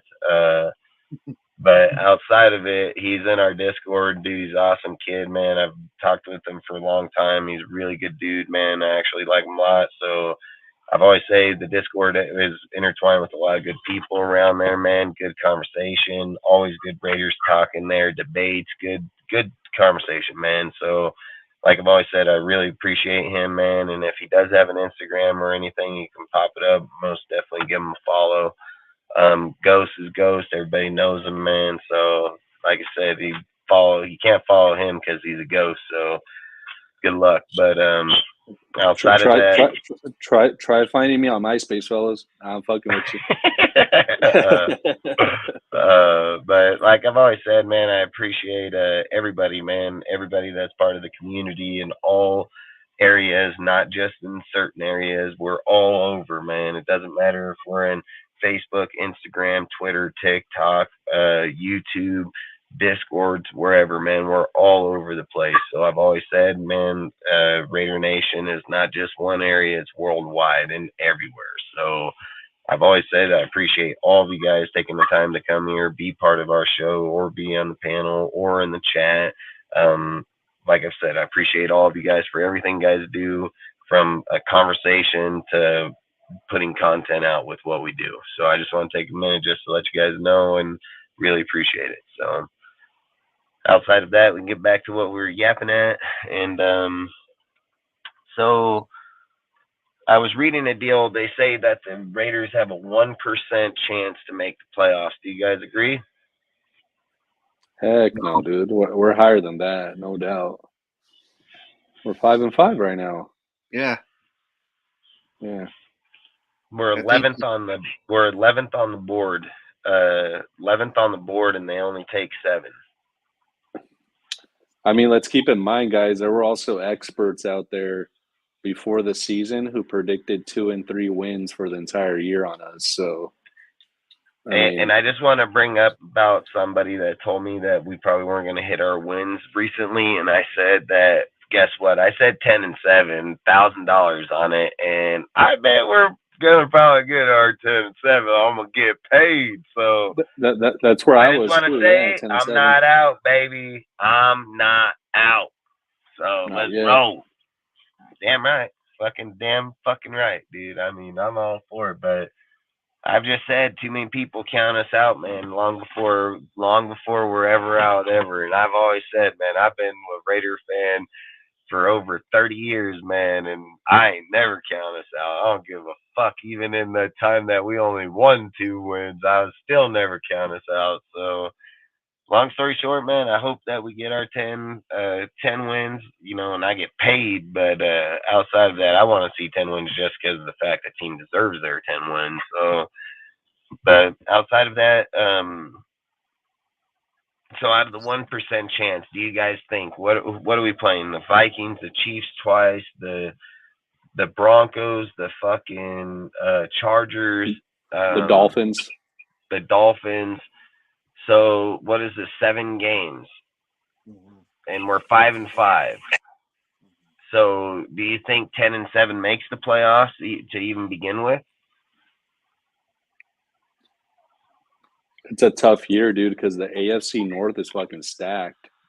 They said that if the AFC North, They said that if the AFC North, if the playoffs were to start, that the AFC North would clear all 4 spots. Yeah, all 4 spots. Yeah. Yeah, that's and So I who's don't. in I the don't even AFC know North? if 10 Is makes that it, the dude. Steelers, Ravens? Is that one? Steelers, Ravens, Yeah, Browns. Steelers, Ravens, Browns, And and Bengals. Bengals. Yep. Like all of them are above 500 right now. Yeah, so that's crazy. Just to imply to even begin with. That you're talking That's about right. 4. What were you gonna say? The other issue with that is we didn't really play any of those teams outside the Steelers, right? Yeah, Right, and we lost. Well, that's a So tiebreaker. So we don't even have a tiebreaker. I Yeah, think and we need that's 11 this year to make it, dude. I was just gonna say, I think 11's gonna. Yeah. I mean, I'm looking at the schedule here because Kansas City is gonna win the division. I think they're gonna run away with it again. They're like 7-2 right now, I think. If I Yeah, remember. they're 7-2, and then Kelsey's back from Argentina, so. My woman, she just hit me up. She's like, "You okay?" I'm like, "Why?" She's like, "Have you headed back over the hill?" I'm like, "No, I'm doing my Raiders live." She was like, "Good," because they just had a person die on that road right there in a big car accident. I was like, shit. "Yeah," I was like, "Oh, that's crazy," because I literally just seen the fucking ambulance just all ass that way just a little bit ago. So I was like, "Hey." That fucking road, man, I swear to God, dude, I'm probably not even driving down. I literally, every time I drive down that road, there's a section over there by the fucking rock quarry, you know, like where I'll sit on that road where the fields are at. Every fucking time I leave from our live, Sorry, guys, I had a call. gotta What I missed? drive up and around the corner, you know, it's not even far at all. But, dude, there have been so many fucking times because they have it's a rock wall, and then they put a barrier there because the rocks fall off the mountain, you know? It's And, crazy. dude, there have been so many times I've been driving that motherfucker, and there's a semi coming the opposite way that'll be in my motherfucking lane, dude, and I'll just be flashing the fuck at him, slowing down, and then he'll move over, dude. But I always think, I tell myself every time, like, oh, I'm gonna die on this fucking road, dude. Like, Fuck, I swear to God, it's just a fucking matter of time, dude. Like, I'm dead ass serious. I hate that fucking road. And then, like, you hear that tonight, that's right where that accident is. I hate that shit. That actually reminds me, dude. R.I.P. DJ Hayden. Yeah, I know, man. That sucks, dude. Fucking car accident, freaking killed him. You hear that the basketball player for the Sixers, freaking Oubre, he got freaking ran over, dude. Like, Oh yeah. I swear in Philly, that's all those guys do for fun is run motherfuckers over now, dude. Like, literally, Like a fucking game. Dude, you'll read an article, fucking guy gets ran over in bicycle, fucking guy gets ran over crossing the crosswalk, guy gets ran over in Walmart parking lot, guy gets ran over standing at signal light. Like, these motherfuckers are intentionally hitting people. Dude gets run over in his house. Like shit. Yeah, fucking facts. Dude gets hit in a lawn chair on the front lawn, fucking watching kids play. Fucking crazy. Fucking wild. Yeah, it's fucking crazy how this shit gets, man. Freaking, yeah, fucking nuts. Yeah, I'm gonna walk around with a fucking helmet, dude. Damn. Yeah, I'm gonna walk around with the assault rifle and be like, yeah, I bet you'll stay away from me. Fucking be like, fucking put about 30 into that fucking car as it's coming my way. I guarantee you ain't gonna fucking make it. Like, people these days, I'm telling you, just gonna get to a point where we're gonna be back, like we're reverting back in history. But the problem is we're gonna do the Wild Wild West in 2023. So, like, fuck. It's like, here, hold my grenade. Boom. You know what I mean? Like, fuck, you know, walk into a saloon, the guy's gonna be like, oh, what, you talk to my woman like that? And they shoot each other out. Motherfucker gonna be like, yeah, fuck it, let's just all die, blow it all up. Swear, dude, like, you don't want the Wild West in 2023, and then fucking guys walking around with 50 cows. Fuck. I actually think it might be like more impersonal than that. Like people sending drones and shit, like to people's houses. Oh, fuck. I mean, that's even worse. Fucking carrying a fucking drop bomb, fucking unlet. Little robots and shit. That'd be crazy. So basically, going in, so we spoke on pretty much everything in the Raiders tonight.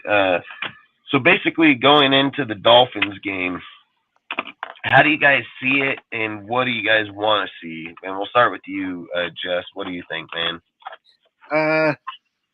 I think it will be by far Pierce's hardest game as a head coach so far. What I want to see is I want to see our offense score points because I think we're going to need it.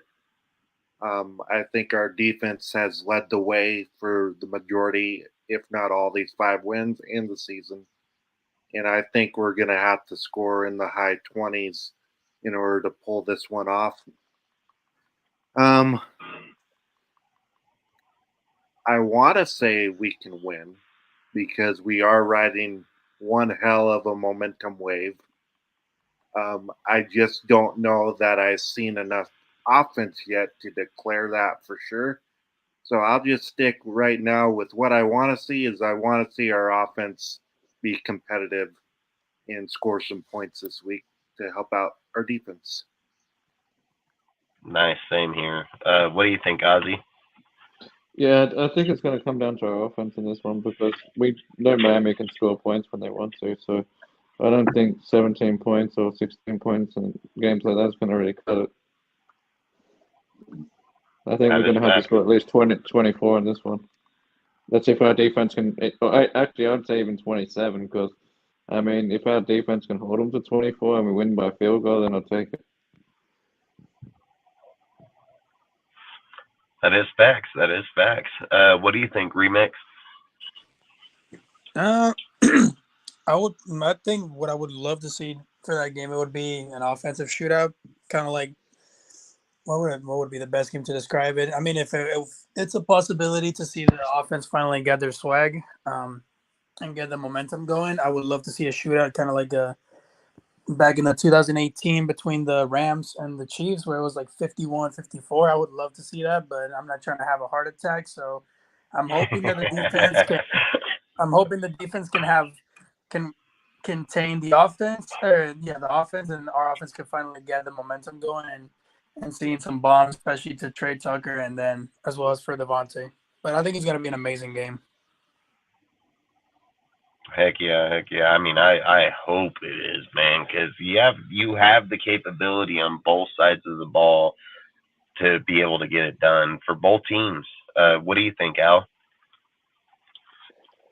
Yeah, I was, I think the way that we win this game is essentially playing keep away, running the football, and I think JJ needs to have a $150, 150 yards plus. Like it has to be that kind of game where you're playing keep away from Tua and that dangerous offense.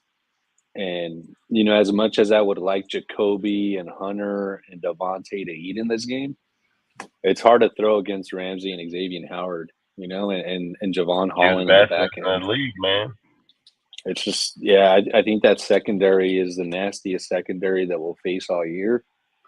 That being said, you do have to take some shots down the field to keep them honest and keep them backed up, right? Like and there's only so many, carries that JJ could take. I would see him, I could see him handling 25 to 30 carries pretty easily, but anything beyond that, it's a lot of wear and tear on the body. So I would probably propose some kind of like running back by committee approach and see if we could keep JJ healthy so he could help close out that game, because I think it's going to come down to the fourth quarter and he's going to have fresh legs in order for us to like close out that game in a strong fashion. But I think it's JJ all the way. It's on his shoulders, and I think he needs a $150 in order for us to win and play keep away. And based off what you're saying, Al, I would say talking about those DBs for Miami, this could also be a big game for Austin Hooper and Michael Mayer. True. Yeah, so throw it under them instead of over them, So I actually think, guys, that this game is tougher than the Kansas City game. Oh, for sure. Yeah, For sure. I think Do you this one guys is tougher. Go ahead. do you guys think this is a must-win game for us? I don't think so because we just beat the Jets. So I think there was a previous live, maybe last week, I mentioned if we beat the Giants and the Jets, so we took care of business with those two teams, the New York teams, we could afford to split with Kansas City and the Dolphins. In the preseason, projections that we had, I thought that we were losing to the Dolphins in Miami. Because again, remember, guys, it's a 10 a.m. start for us, 10 a.m. Pacific. So that's always challenging for us. And then there's also It's Eastern 10. It's yeah, what 1 1 Eastern, p.m. 1 p.m. 10 Eastern, for 10 us. a.m. Pacific, right? Yeah. So I think that's that's always tough for the West Coast teams to travel to the East Coast because you lose time. So I think that's a tough game on top of Miami being like a really talented team on both sides of the ball. So I think we could afford to split with Miami and Kansas City. I think we beat Kansas City because I think we're splitting with Kansas City this year. And guys, I just want to say on Kansas City, they're 7-2, right? They're the number one Yeah. seed right now in the AFC. They actually don't look that good. I've watched all Kansas City games this year. They actually don't look very good. They're winning games, but they're actually not looking very good. And remember, one of those two losses is against the Donkeys. So Yeah, I mean, if the facts. That Donkeys was could beat at them, we could 9 beat them. points. They only had 9 fucking points in that game. Yeah. So this is not the Kansas City team of of years past. They're still getting W's, but they're not as spooky as they were, in years prior. That's facts. They're not rolling on all cylinders like they have in the past. Yeah. So do you think how many guys? So do you guys think who do you like? Starting with you, Jess. Do you think we're gonna win against the Dolphins or no? I'm gonna say no, but I think it will be closer than probably people think. Do you think it's gonna be? Do you think it's gonna be high scoring on Dolphins, low scoring on us? Is why we're gonna lose? More than likely, yeah. What do you think, Ozzy? I think it could go either way. I mean, I think it depends on how well Bo can call plays and how well with our defense is for real, basically. If our defense is for real and we can hold the Dolphins to like, I don't know, 24, 27, I think, and Bo can call some good plays and get guys open and that, I think we can do it. I mean, we showed that even though it's a shit team, we did show it was good score 30 against the Giants. So no, we can't do it, but it's like, can we do it against a good team and can our defense stop a good team or keep a good team to reasonable points? Like, can we stop them from putting 30 on us? That's what I feel like it comes down to. Remix, what do you think? I think it's going to be a close game, but I think we're going to come out with a W with a field goal at the end. After looking at the stats or the rankings of the Dolphins defense, they are ranked number 12 on rushing and passing. They're 13. So they're definitely a pretty good defense, but they're not the Jets defense. So if we were able to run the ball pretty well with Jacobs, I see us running the ball quite a lot more against the Dolphins. And I think at the end of the game, Josh Jacobs' run is going to put us into the field goal range, close it out that way. That's my prediction. That's a good one, man. I mean, fuck, it's some good info right there. What do you think, Al? Yeah, I think it's a tough game for us. I think we probably lose. I'll probably give my official prediction maybe Wednesday or Friday, but I think we lose because I'm taking a step back and just looking at our secondary and our defense. Our defense has been playing better. We've been generating more pressure. I think we're third in the league in interceptions, which is massive for us. Hell yeah, it's best we've done in fucking years. For sure, dude. I think I was fucking finger painting the last time we were this good at getting interceptions. Like, it's been a while. But I just don't think we have the speed to match up with Miami, dude. On their offense is just they're just too fucking fast. I just think they're way too fast for us. I think our Yeah, that's fastest my DB. Yeah, I think the fastest DB we have is Jacorian. Jacorian Bennett. Yeah, Yeah. it's Jacorian Bennett, and we have guys who. Pay's gonna smart. Yeah, we have guys who just. I think from a wheels standpoint, we just don't have the wheels to keep up with Tyler Hall, maybe. Miami. Tyler Hall might. I think Tyler Hall, if I'm not mistaken, he's not fast, like super fast, but he's decent. I think they might be Jacorian and Tyler Hall in this game just because of the speed factor. I mean, if they put Peters against the speed guy, he's gonna kill. I will say this though, I have more promise for this game with Pierce than I do with Mickey D. We get blown the fuck out if he is our coach. Oh, that is that's facts. Remix, what do you think, man? What was the question again, my man? What did I say? Fucking. Oh, your prediction for Miami. Offense, right? Raiders Well, prediction. yeah, basically, if you think we're gonna win or lose this game, it's pretty much how it was. I think I already answered it, but I'll say it again for. Oh, did you? Oh, yeah, you did, man. My bad. We got back already. My bad. Oh no, you're, So look, here's another question. Let's move off that because everybody did answer that question. This is the question. Did you answer it, Dustin? Did you answer it? I don't know if you answered it explicitly. I didn't answer it yet because we'll do it again Thursday or Wednesday, Friday. For me, if I'm gonna sit here and say, because like that, I have a question that's gonna lead into this question too, so maybe I'll just do it this way. I mean, I have all kind of conflicted deals because I don't think the Dolphins are as good as people make them out to be. So I think this is another game we could win. I'm not gonna just sit and say like, look, there's a lot of games here. I've said it. I think the Viking game is gonna be like our hardest one, and if the fucking Broncos keep this shit up, they'll probably be the harder one of them all. You know, like that's how I look at it. I mean, if the Broncos held down the Chiefs to 9 points and we played the Broncos at 16-17, they couldn't hold us like that. You know what I mean? Like they tried, they couldn't do it. So I think like when they found out what KC was lacking, they were able to control them and they were able to keep them there. And I feel like with us, the way that we've played them in the past, if we find out whatever it was that the Broncos found out, we're going to do the same damn thing.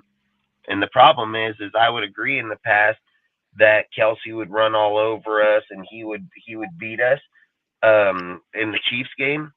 But I don't see that going to happen this year. I think with Bernie and with the way our linebackers are playing, and again, fucking like Tyler Hall needs to find the field. Like Tyler Hall needs to get on the motherfucking field. That guy's too good to be not playing.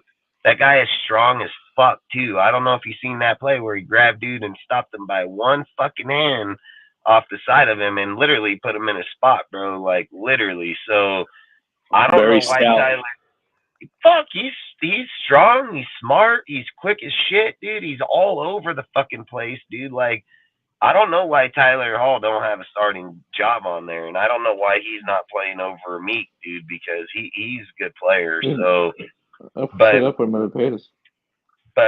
what I would have to say, like for me, is but against the Dolphins is it just comes back to Aiden because. If the defense is playing as good as that they claim, and on a team like this, it's like, for instance, we've held teams this year that were good offenses to low points until the second half, and then they went up and put 26 or 28 on us. So are you going to hold them the whole time? And then the way that Graham's defense is playing now, it's playing way different ball. I mean, so if I'm being honest, the Chiefs, 21-0'd the Dolphins over in the UK, and then they came back, but they couldn't, finish it off. I don't know what Dolphins team we're going to get. And then if you're looking at the way that the Lions just fucking played against fucking the Chargers last night, I don't know. Did we play good enough that made them look that bad? Like there's all kind of conflicted questions for me. I mean, if I'm just going to be honest, I think we get beat in the Dolphins game. I mean, if I'm just being honest, I don't know how you're going to stop Tyree Waddle and the halfback, dude. And you got Monster as the halfback there. I mean, you got all these guys got fucking weapons, dude. So I don't know if we're going to be able to go in there and be able to play them like we played Detroit and have a chance to win this game. Or does Goofy fucking show up and just put a straight ass beating on us? Like that's the shit I'm most worried about. And then I think what was my next question that was going to lead into this is if we do take an L here, do you guys think that's where it ends? Do you think that's where our season ends? Because basically, when we take a loss, can we win again? Like does the hype train run out of fuel? Does the adrenaline run down? Does all that shit come to a halt? Because I've said it, adrenaline in games and running on the hype is bigger than people even realize. And when this team cold face hits a dead in the road, and let's say against the Dolphins, and let's just say the Dolphins go out and 30 you and you get fucking 6 points because you can't get down and get in the end zone, does that humble your team and do you not win shit the rest of the season? Or do we have what it takes in us to fucking step it up and go back into the next game and fucking win that game? None of these games are going to be easy the rest of the year. I said this the whole time that we were doing our lives.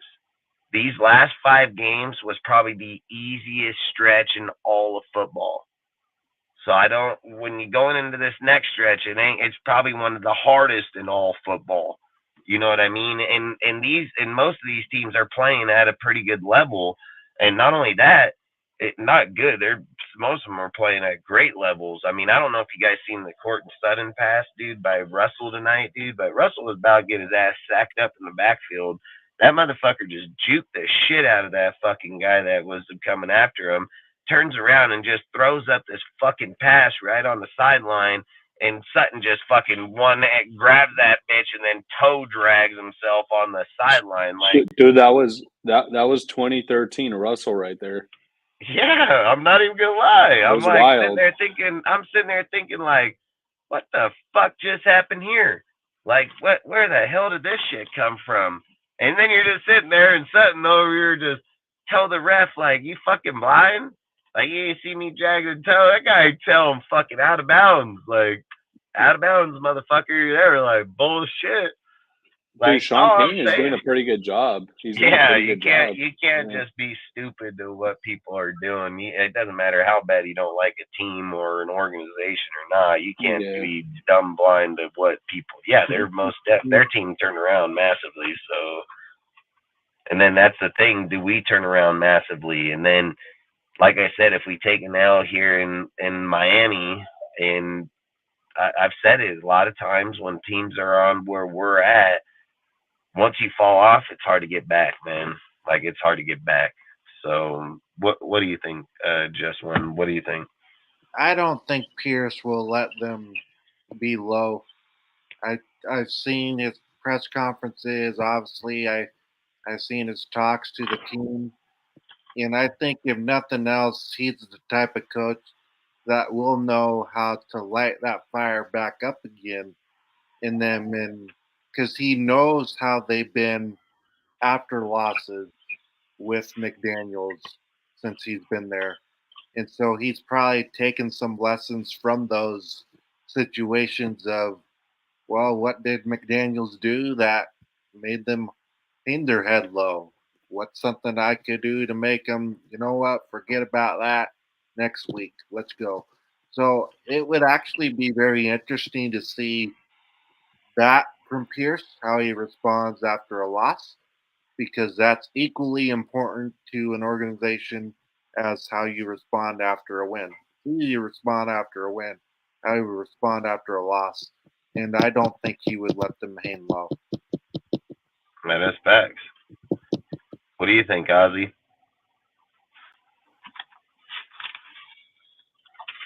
You know, if if that's right, Rich, and Josh is the third in rushing this year, I mean, fuck, they must be sucking dick at rushing yards this year. Or McCaffrey got to be just leading these motherfuckers by a minute. Someone got to be leading these guys by fucking 500 yards. There's no way we're in week 10. Jacobs is the third leading rusher, and this guy's had fucking negative game. Like, that's insane. Yeah, dude, he's third. McCaffrey has 747. Derrick Henry has 625, and actually Josh only has 3 fewer yards than Henry. He's at 622. Yeah, that's why I say McCaffrey has to be walking on it, dude. He was like fucking 800, and he was even injured. He's got 120. He's got 125 yards more. Yeah, and he was even injured in the game, so that's crazy. Remix, what do you think about that, man? To be honest, I don't think that. I mean, it is going to be a little bit. How would I say? It was regarding the loss, right? Like if we lose, that's going to stop. Okay. I mean, I think a loss is just going to be a reality check. A lot of people think that the Raiders are now unstoppable, which obviously it's not true.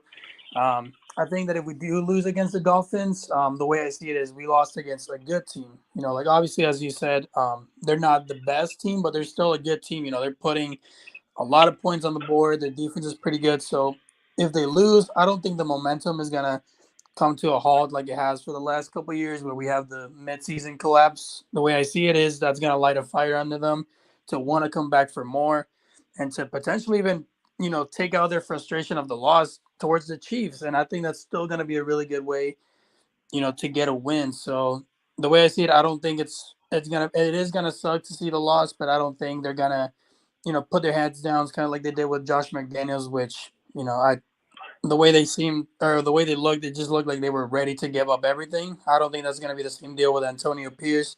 I think they're just going to, you know, take out the frustration against their next opponent, which it's definitely going to be needed, especially against the Chiefs. That's facts. And you need that guy that can relight that fire once it gets put out, because some of that's going to be put out in a lot of guys across the locker room that aren't Devontae and them, you know, so they're going to need someone to bring the confidence. And if it's your head coach, that's even that much more better. You know what I mean? Like, that's the guy you want it from to begin with. So what do you think, Al? Yeah, dude, I think I may have mentioned this last week. Obviously, as a Raider fan, I never want my team to lose. I want us to win every single game. But sometimes losing is a good thing in the sense that it helps to reveal what kind of coach you have, right? So it's been sunshine and rainbows these past couple of weeks.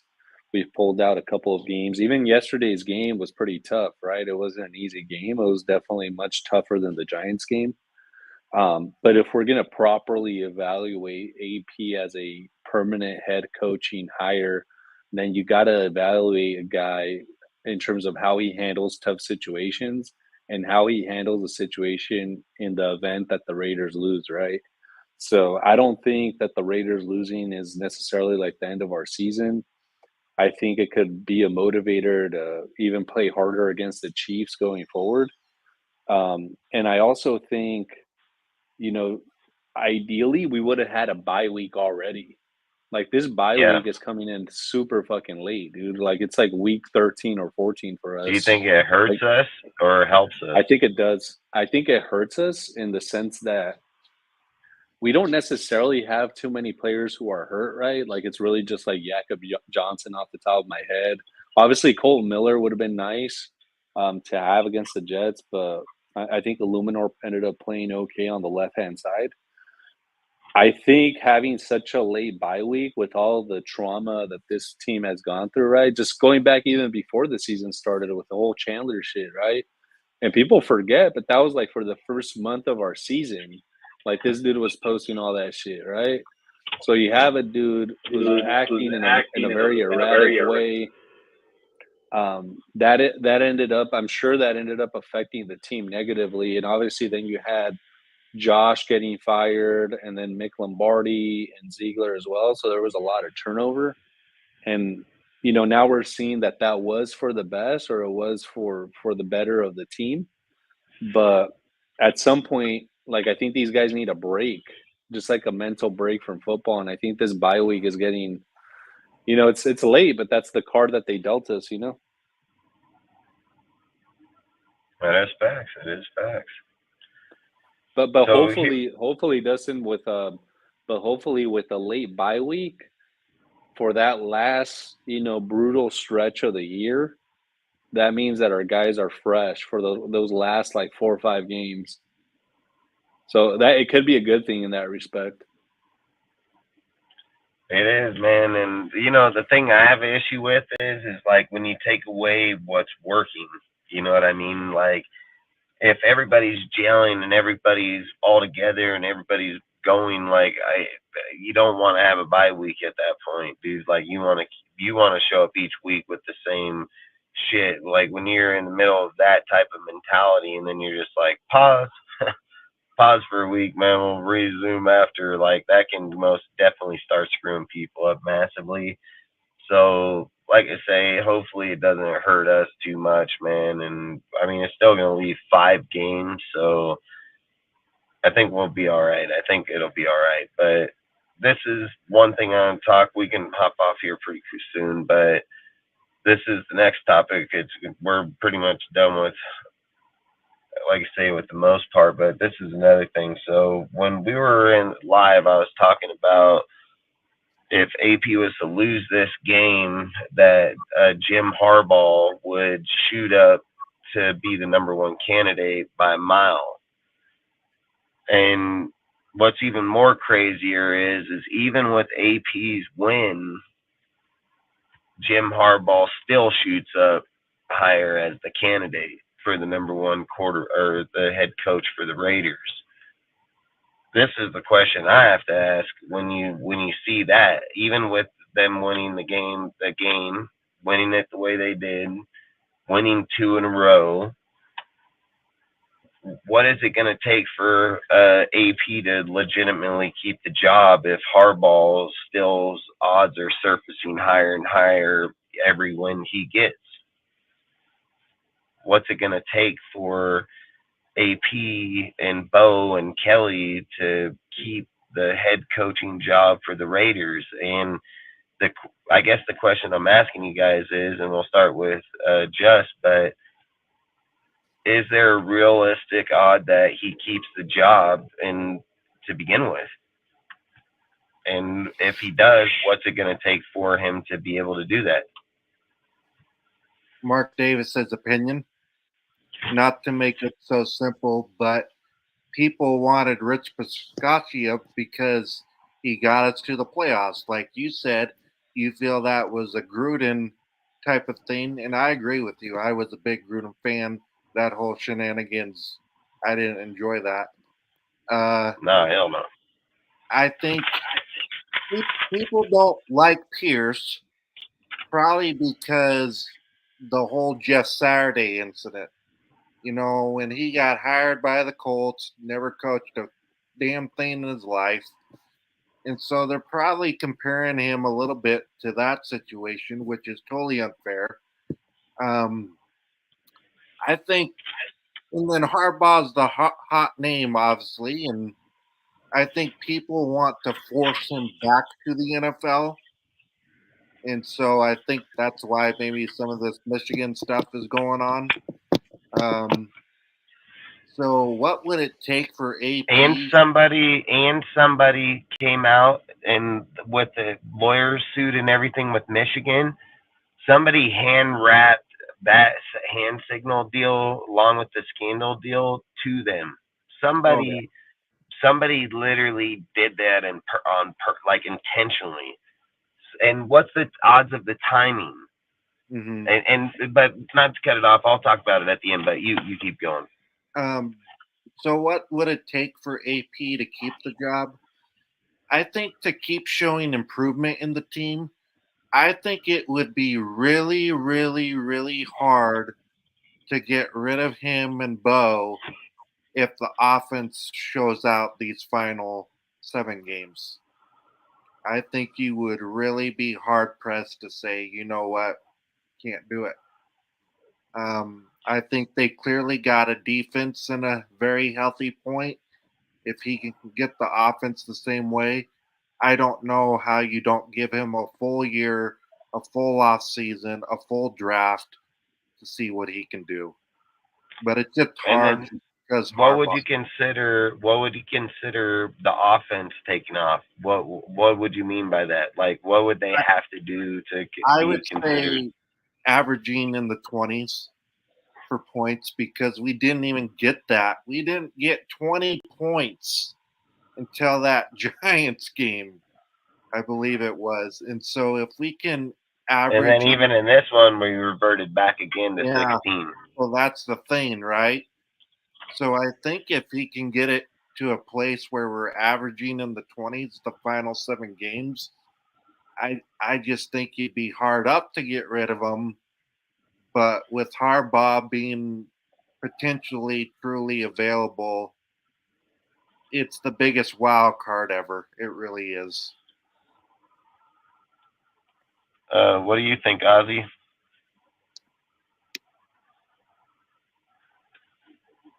Sorry, I chased my dog around. He was being stupid because we moved to a new area. What were you saying? What would be the reality of AP keeping the job over Harbaugh? I think it's like I said before. I think it's very slim. As much as I like AP, and he'd have to do a hell of a lot. Like we'd probably have to at least win a playoff game or something crazy like that. Because I mean, the resume is just Harbaugh's resume is just stacked against AP. Like I don't know, it's pretty tough. But I'd say Harbaugh most likely get the job just because he's more experienced. Do you think if he wins a playoff game, it would even if AP won a playoff game? Do you think? And you got to remember, it's going to be a wild card spot. Do you think him winning that game solidifies it, or do you think AP would have to not like?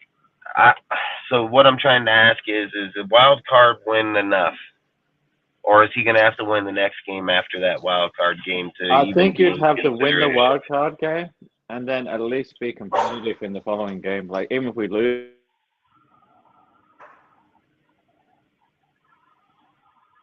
Even if what? I'm saying, like, if we win the wild card game, the next game has to at least be competitive. It can't be a blowout against us. If we lose, it has to be like, at least to show something like we competed but we lost. Would being competitive be enough to get the job though, or I does think he have to at win? least on a trial basis, I think if Pierce can win the wild card game and then be competitive in the following game, then I think that'll give him a shot at least getting like a couple years contract to see if he can, or year 2 contract to see if he can be the head coach. Like I think, and then the following year it had to be consistent, like improvement in the team. But I think that's the only way that will happen. But like I said, even that's a very like long shot kind of thing. And then even with all of that happening, do you miss out on Jim Harbaugh for probably the final? You missed it once, you missed it twice. Do you think if you miss it a third, you'd ever have the chance to get him again? So Probably basically, not. what my question is if you pass on him to give AP the 1 year, the reality is if AP doesn't work, you're never getting Harbaugh again because Harbaugh is going to get locked up by another team or a college team. Unless there's some godforsaken reason Harbaugh gets sanctioned in college where he can't play in either way, and then both commissioners have to hold the rule, which is probably not going to happen. So that's what I guess would be coming down to the final deciding factor at the end of the day is AP qualified enough to be there? Did he do enough to win to get there? And does him doing that triumph over everything that Jim Harbaugh's success has been through college and the NFL? I mean, that's the real question, isn't it? Like that's what I'm saying. Like there's this small chance because like if he can get the players to play, that they might get the job. But like I said, it's like a 2% chance. What do you think, Remix? Honestly, the way I see it, the way he pretty much seals the deal for the position. I would say probably making it to the playoffs. I know that that's the same scenario with Bisaccia, but the thing is, as you guys mentioned already, there was already a foundation made with John Gruden, and once he had to resign, all the pieces were there. It was just a matter of rallying the troops and just kind of going forward from there. But on AP's case, there was no foundation. There was no spirit behind the team. Like the team wanted to, just give up and never play with Josh McDaniels. So the way I see it, the way the team rallied behind AP without having any prior, NFL coaching experience, I think this guy is the right fit for the team. Obviously, the only improvement I would want to see would be, the offense to step it up a little bit more. But if the way I see it, if he makes it to the playoffs, I think he should get the position. And although I would love to have Arbog as our coach, the main concern that I have is he going to pan out in the NFL again? It's been a while since he last coached, and the NFL has definitely gotten younger. You have to think to yourself. You got to keep in mind he's the one developing those players that come here.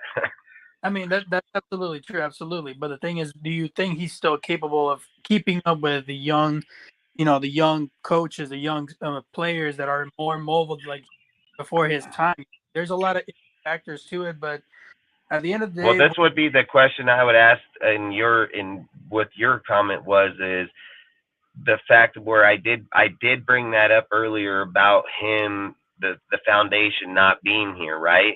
Mm-hmm. But I do believe any coach could have stepped in there and they could have did that, because I believe they didn't want to play for Josh. Like, that's what I truly fucking believe. So if AP doesn't get promoted, and let's just say that, because I don't think you can hire a coach in year, you know what I mean? Like, I don't think you can hire. I don't know if you can go out and say, like, let's just say Sean Payton's sitting out. I don't know if we can hire him. I don't know the rules to that. No, I'd have to look it up. But what I would have to argue, like what my debate would be is that if Sean was to come in here, would they have did it for him too? So that's where I would have conflicting issues and where the team is, because I don't know if it was so much what AP did that they didn't want to play for Josh. And you have to always keep into consideration about this topic is that we literally just had two players break two 25-year sitting records by fucking dominating the NFL and passing and rushing on the exact same team. So when that's why I'm saying, that's why I feel at the end of the day, is there anything AP could physically do enough to get it? Because if you just go back to the Gruden era, right? Mm-hmm. They had 4,800 yards that year. That was even without Gruden in here, and that was with them running in. That was 5 of 6 wins at the end of the season. So as much as like I agree, it's 100% Gruden's deal. They still coached it well enough to win.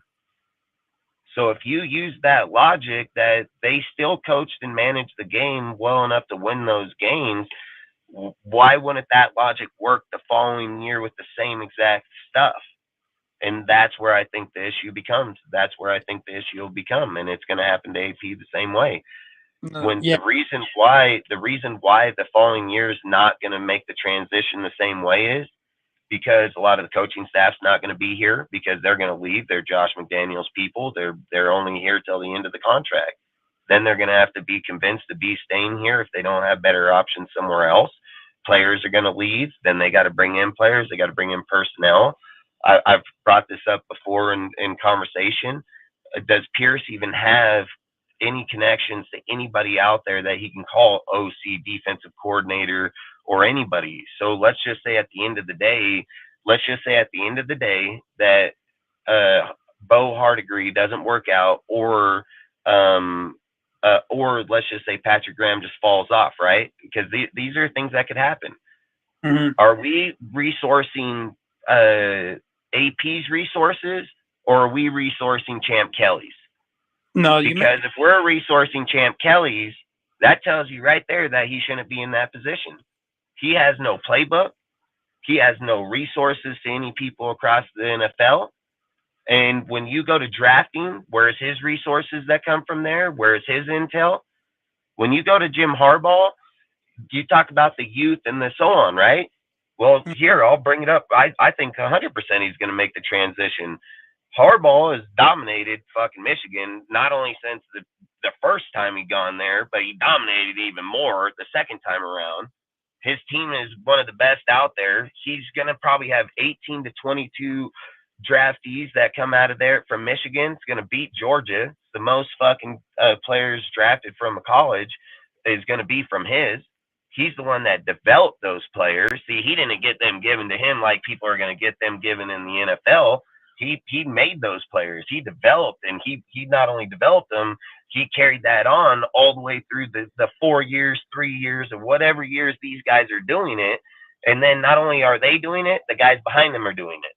So that means whatever this motherfucker got in play, he is developing at a massive level of not just a certain group, it's the whole group.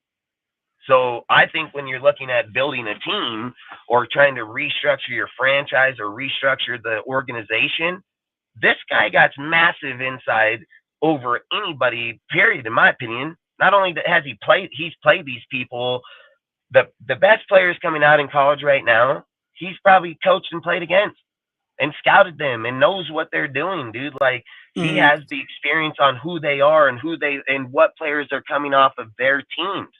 So he has massive resources on developing a school. And then not only that, how do you carry a culture over from where he's at? You go right to your school that you've made these fucking guys at, knowing that 18 to 20 of these dudes are going to pop out, and you draft 3 or 4 of these dudes, put them on your team. These are core set marks, dude, and this is how you make your transition out. Like I said, I think Harbaugh, he has just too much valuable resources behind him to just let him walk on a deal like this. And with AP, at the end of the day, I get the hype, I get the, we're winning and this and that, but it's the same thing how you got to look at the Rich Bisaccia deal. In this deal, the way I would say why I would say it's similar is you're right about the factor of the structure between Gruden and his time wasn't put in place. The players are. The players were here. So it didn't matter if it was Josh here or not. Those fucking players were here already. And the core players that are here are the core players that are running the fucking team. And they were here before he was here, and they still fucking here. The only ads that are here that are mattering is Robert Spillane and motherfucking Jacoby Myers. And that's facts. So those are really, outside of those 2 type of players, everybody else has still been on the motherfucking team.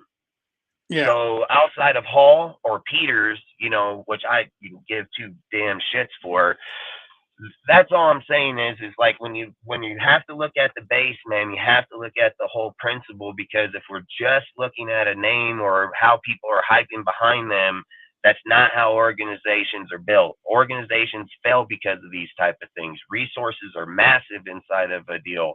If a player leaves, you need to be able to counter those. If a coach leaves, you need to have one in place.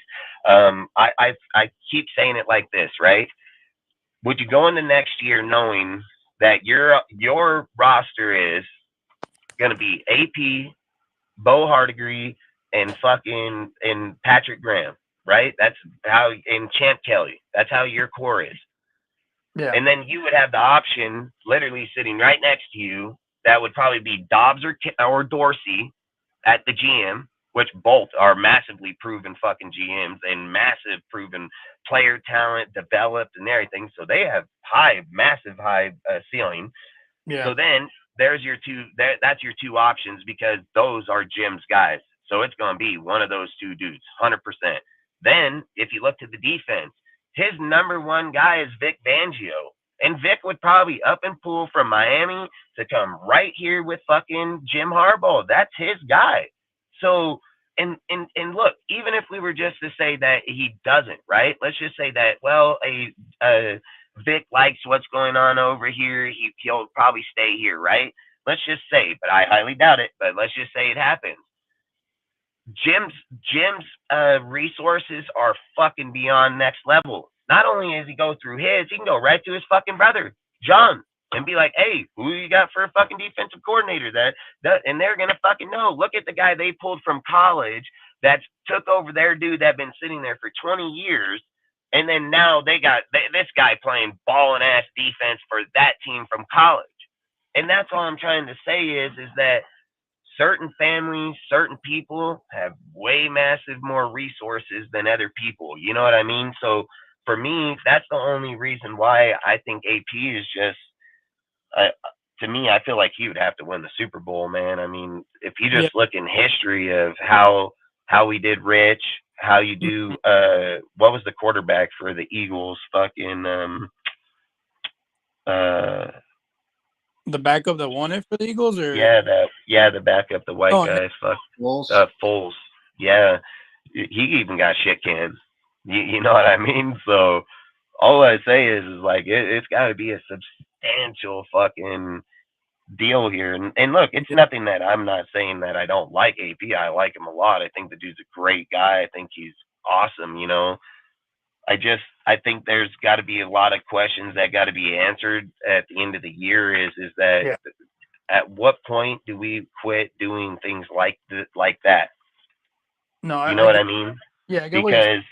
Because at the end of the day, let's just ask this question right here. If Josh McDaniels does not get fired, what head coaching job is AP getting? And what team and where at? And what interview? No, I absolutely get what you're saying, and now that you bring that point up, it does make more sense. However, the way I see it, I would be happy with either AP or Harbaugh, to be honest. Like you did mention, the way AP maintains his job, I would say maybe even a conference appearance or even a Super Bowl. But all in all, I would be okay with either or. Harbaugh, I mean, I've just loved him since his days with, even when he was a quarterback coach for the Raiders back in 2002, I believe. I love what he did with Rich Gannon. And then when he went to the 49ers, he just completely turned the franchise around after being bad for a couple of years. So, I mean, if yeah, and you see what he did with all that talent, because that was what's his name, that defensive player was the one running that Niners team. Bowman? Singletary. He had that team. He had Bowman and Patrick Willis and all of them. And Jim ended up drafting one of them, but he ended up popping up over here and took that team to a whole nother level, one of the best. And that was Vic there too. So that's all I'm trying to say is like, I get like sometimes where people say like outdated, but he has a brother that has a massive career here. These guys aren't outdated, you know. It's like Rex and Rob, you know. Their families are going to sit at a table. They're always going to be talking football. That's just who they are. They're not. It's just like Peyton Manning and Eli. You know what I mean? There are certain families that are just football. Yeah. And that's why I said, like, that's why Jim doesn't have a problem making the transition or going or wanting to go. You know what I mean? Like, you look at it like this: for a lot of people that are in college, right, that are great coaches, a lot of them would not give up their job to go to college or to the NFL, and they'd tell you multiple reasons why. One, NFL is not loyal; they don't know if they're going to be hired for 1 year or 10 years. College, they gave you a 20-year contract right now. You know what I mean? Like, you got a job for life. So a lot of the guys don't like. Jim has no problem making this deal. He knows he's going to succeed here or there. It's just I think why Jim went back is because, like he said with the Niners, they're just unfaithful, dude. Like, he can't trust them. I mean, that was his biggest thing he talked about when he left there and went back to college, and why he didn't give us an interview. We even tried to interview him in that time, and he didn't even give us the time of day. So I think at the end of the day, where people say like the Raider culture, the Raider way, he knows it. He was here already. He knows exactly what the Raider way is. He was here when I was here, so he most definitely motherfucking knows it. So I've just said, like, I think to me, like I said, it's tough. It's hella tough, because I agree. I think you got to get to a point where what is it going to take for AP to literally show that he earned that job? And then this is the other thing that's always in my mind, or like that I'm thinking about is like, people will say like, well, all Mark's got to do is say it. It may not be up to Mark. Mark don't own the stadium. He's not the one that has those. He owns the team. You know, like when you have these other powerhouse people behind you that are looking at things where they're like, look at Jim's 9-0, 10-0, and he ain't even playing the damn game and or coaching the game. But his team's so goddamn set up, anybody can probably coach the fucking team and win. Yeah. And that's the thing where Gruden comes back into play. No matter how bad people don't like Gruden or like what he does or what it is, Gruden's shit works. His shit works, dude. And look, I've even said, was Josh's success a runoff of fucking John's fucking success of his team? Like it had to be. It had to be. Why in the fuck was that team so damn potent in the first year of Josh's deal, but so fucking lame in the second? Why in the hell was John Gruden's team rolling on so hard of cylinders when fucking Rich took over that it kept fucking going? I feel like it kept going in the following year too. Like I really strongly believe it, because what the hell happened after? Like I feel like once players are getting taken away, once players are getting broke down, now you've taken away Gruden's shit. Now it's a pile of shit. You know what I mean? Like there's literally something here has massively changed.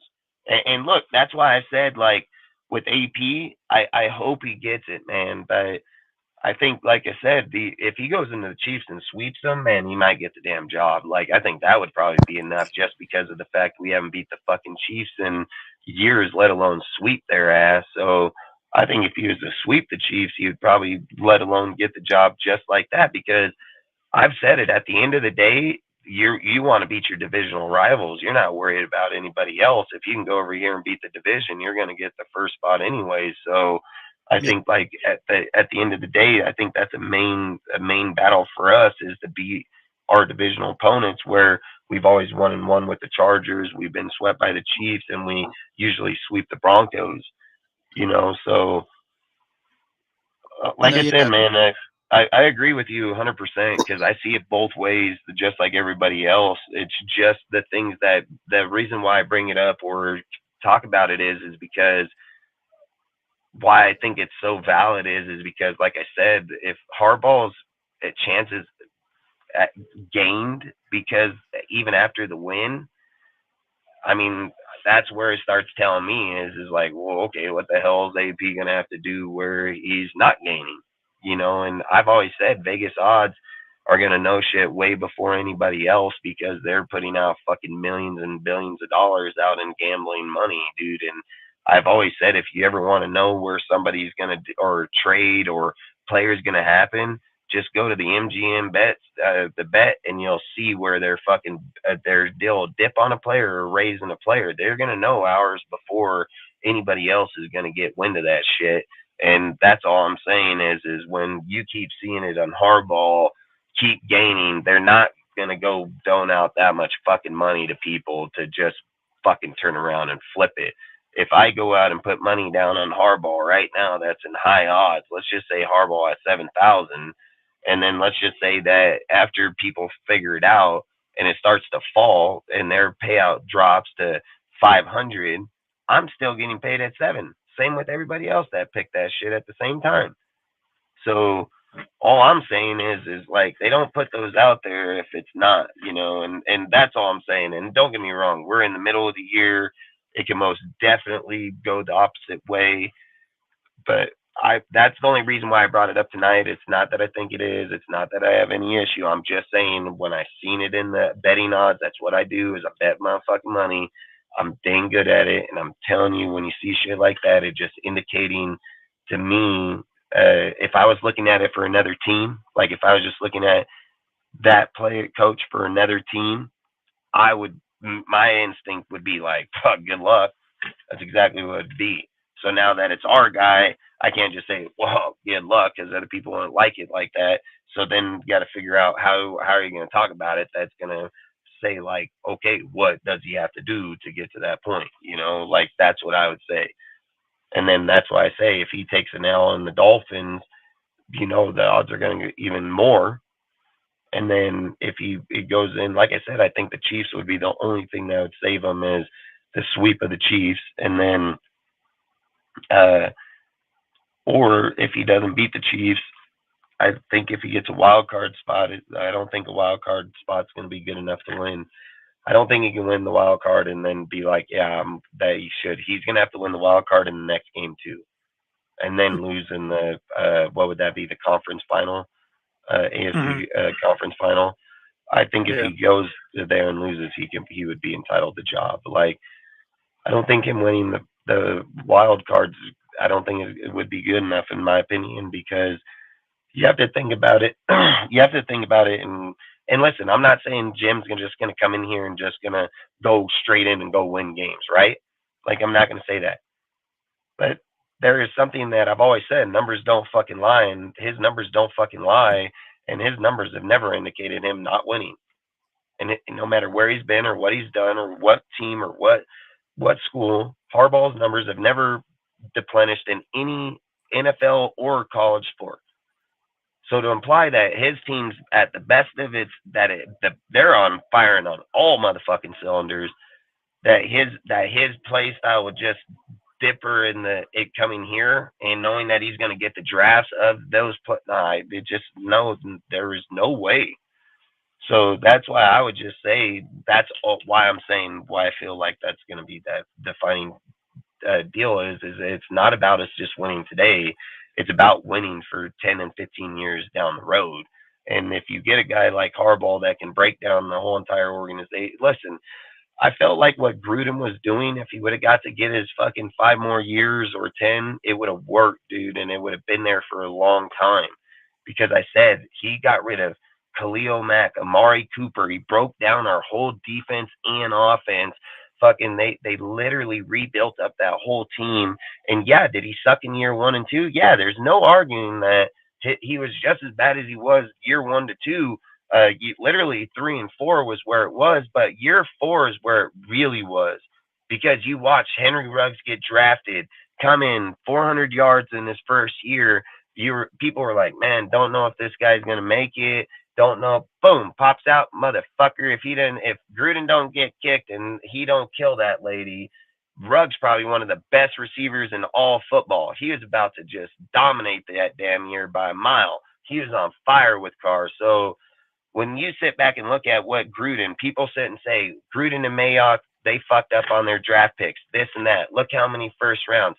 I would have to disagree. I don't know how many times I have to say this. There's 32 teams, and there's 32 teams, 31 first round picks. In 10 years, there's 320 first round players. Go show me 320 fucking first round players on teams right now. I'd love to see it because they're not there. That's not how the NFL works. The NFL works that first round players, do they have the highest potential? Yeah, but they're the first out too. They're the first motherfuckers out of the NFL. So when you look at the type of what result is theirs is like if they hit, they're going to be elite. But more times than not, it's later draft picks that have longevity within the NFL. 3rd, 4th round players, dude. They're the ones that are actually the empire or the more cinder blocks of teams because they don't get forced on as hard as the first round picks do. They get longer time to develop and then they end up being the core pieces and they travel around and they go to other teams and they become the fundamental blocks for them until they're old and done. That's just how it works. It's done that way for a long fucking time. Not every first round quarterback that's ever been played is on a team. It doesn't work like that. You got dudes that are 2nd, 3rd, 4th, 5th, 6th, and even 7th. You know what I mean? So that's all I say is like when people look at how Gruden managed the team and say like what his misses, right? If Nick Bosa was taken first in the draft that year, and then Max was taken in the 4th round that year, and Max is the better player, it tells you that the best player wasn't in the first round. So it doesn't matter how any person wants to talk about how first round projections or this, the best player wasn't in the first round. So it doesn't matter. And that's why I've always said I don't believe in the draft. I think the draft is bullshit. I think players come all over the motherfucker, all over that bitch. That's some dude's that's people projecting players. They may hit on a few here and there, but that they don't fucking know them all. And that's why when you see dudes where they're like, can't believe that 6th-round guy, Tom Brady, fucking went on and won 7 fucking Super Bowls. Well, you don't think if these fucking guys knew it all that he wouldn't have been projected a 1st-round fucking player? They didn't fucking know it. That's why he was 6th. And that's why every motherfucker around there, not even look at the motherfucker. That's why Brock Purdy, 7th-round fucking pick, not even be fucking looked at. Not even be fucking there. You're the last goddamn pick. Them motherfuckers were looking at a piece of fucking paper going like, oh, fuck, who do we take? You know, because there's about 1,000 of these fuckers going to go to free agents on UDFAs. You know, let's pick him. You know, that's how that shit went. And again, they sit here and say Jacobs, right? What, they fucking knew, they knew that Jacobs was a fucking he was a 3rd-string halfback over there. Who was he behind? Not Najee and them over there? Fucking, this guy comes over and becomes one of the best. Like, Gruden and them didn't miss on their fucking deal. It's impossible. There's not a team that's batting 99. You know, there's no team in the NFL batting 99. So if they're hitting our core pieces right now on our team are from what he picked.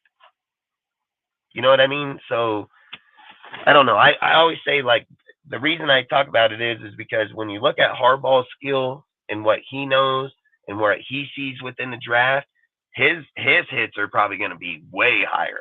You know what I mean? Because you had to take Gruden and Mayock, which was an analyst at a deal, Gruden being out of the NFL for years, and they still hit. I'm not going to lie. They still hit on multiple deals. Is the Cleveland Farrell a miss? Yeah, but you got Max. So, I mean, I don't know. You can justify it however the hell you want to, but that's how that was, you know.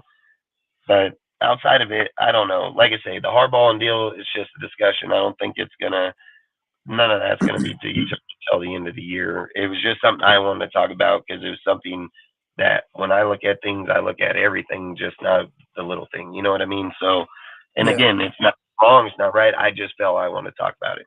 So I agree with all of you guys because I agree the same way. AP should have the job. All I'm saying when I bring it up is that other people are indicating somebody else is going to get that job.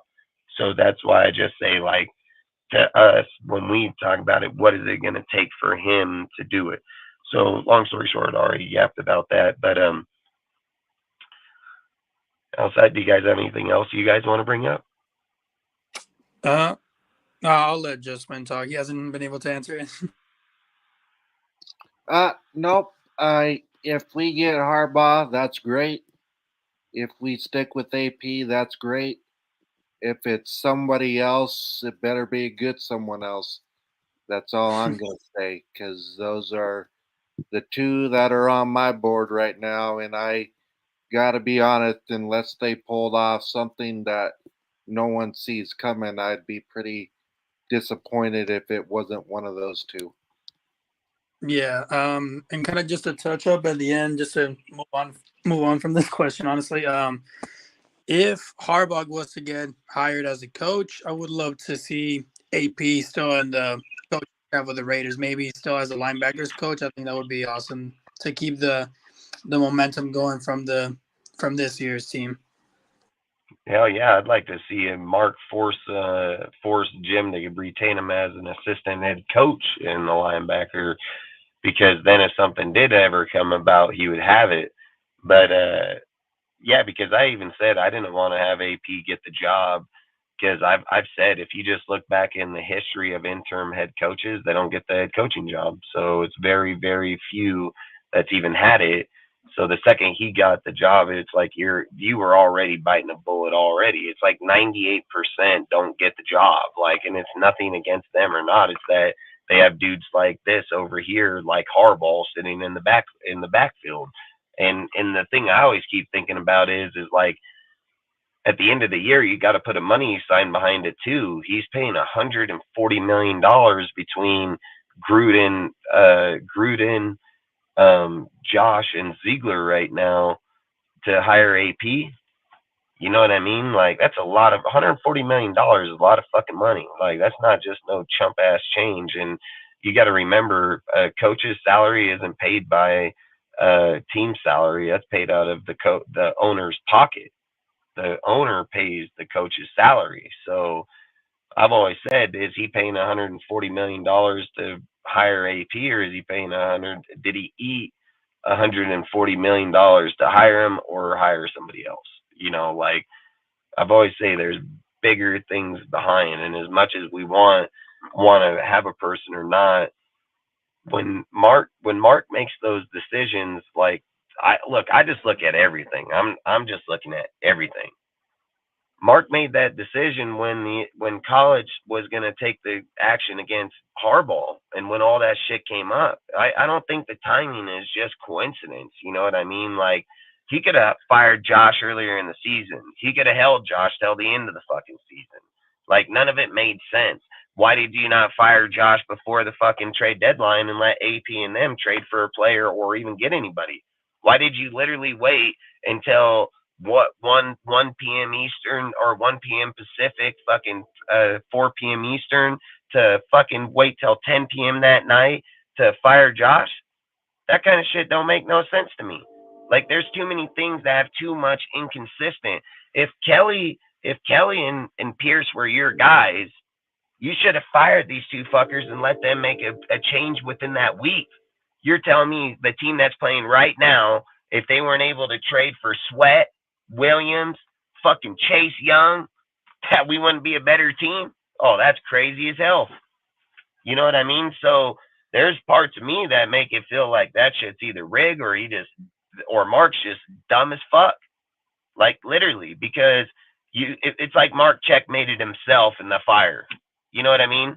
He checkmates himself and then tells Pierce and them, you can have the team and you can change it however you want, but you got to change it with the players that are on here. And then if you can't do it, you got to go to practice squad. They literally just traded for Williams for a 2nd round pick. What did Chase go for? A 3rd?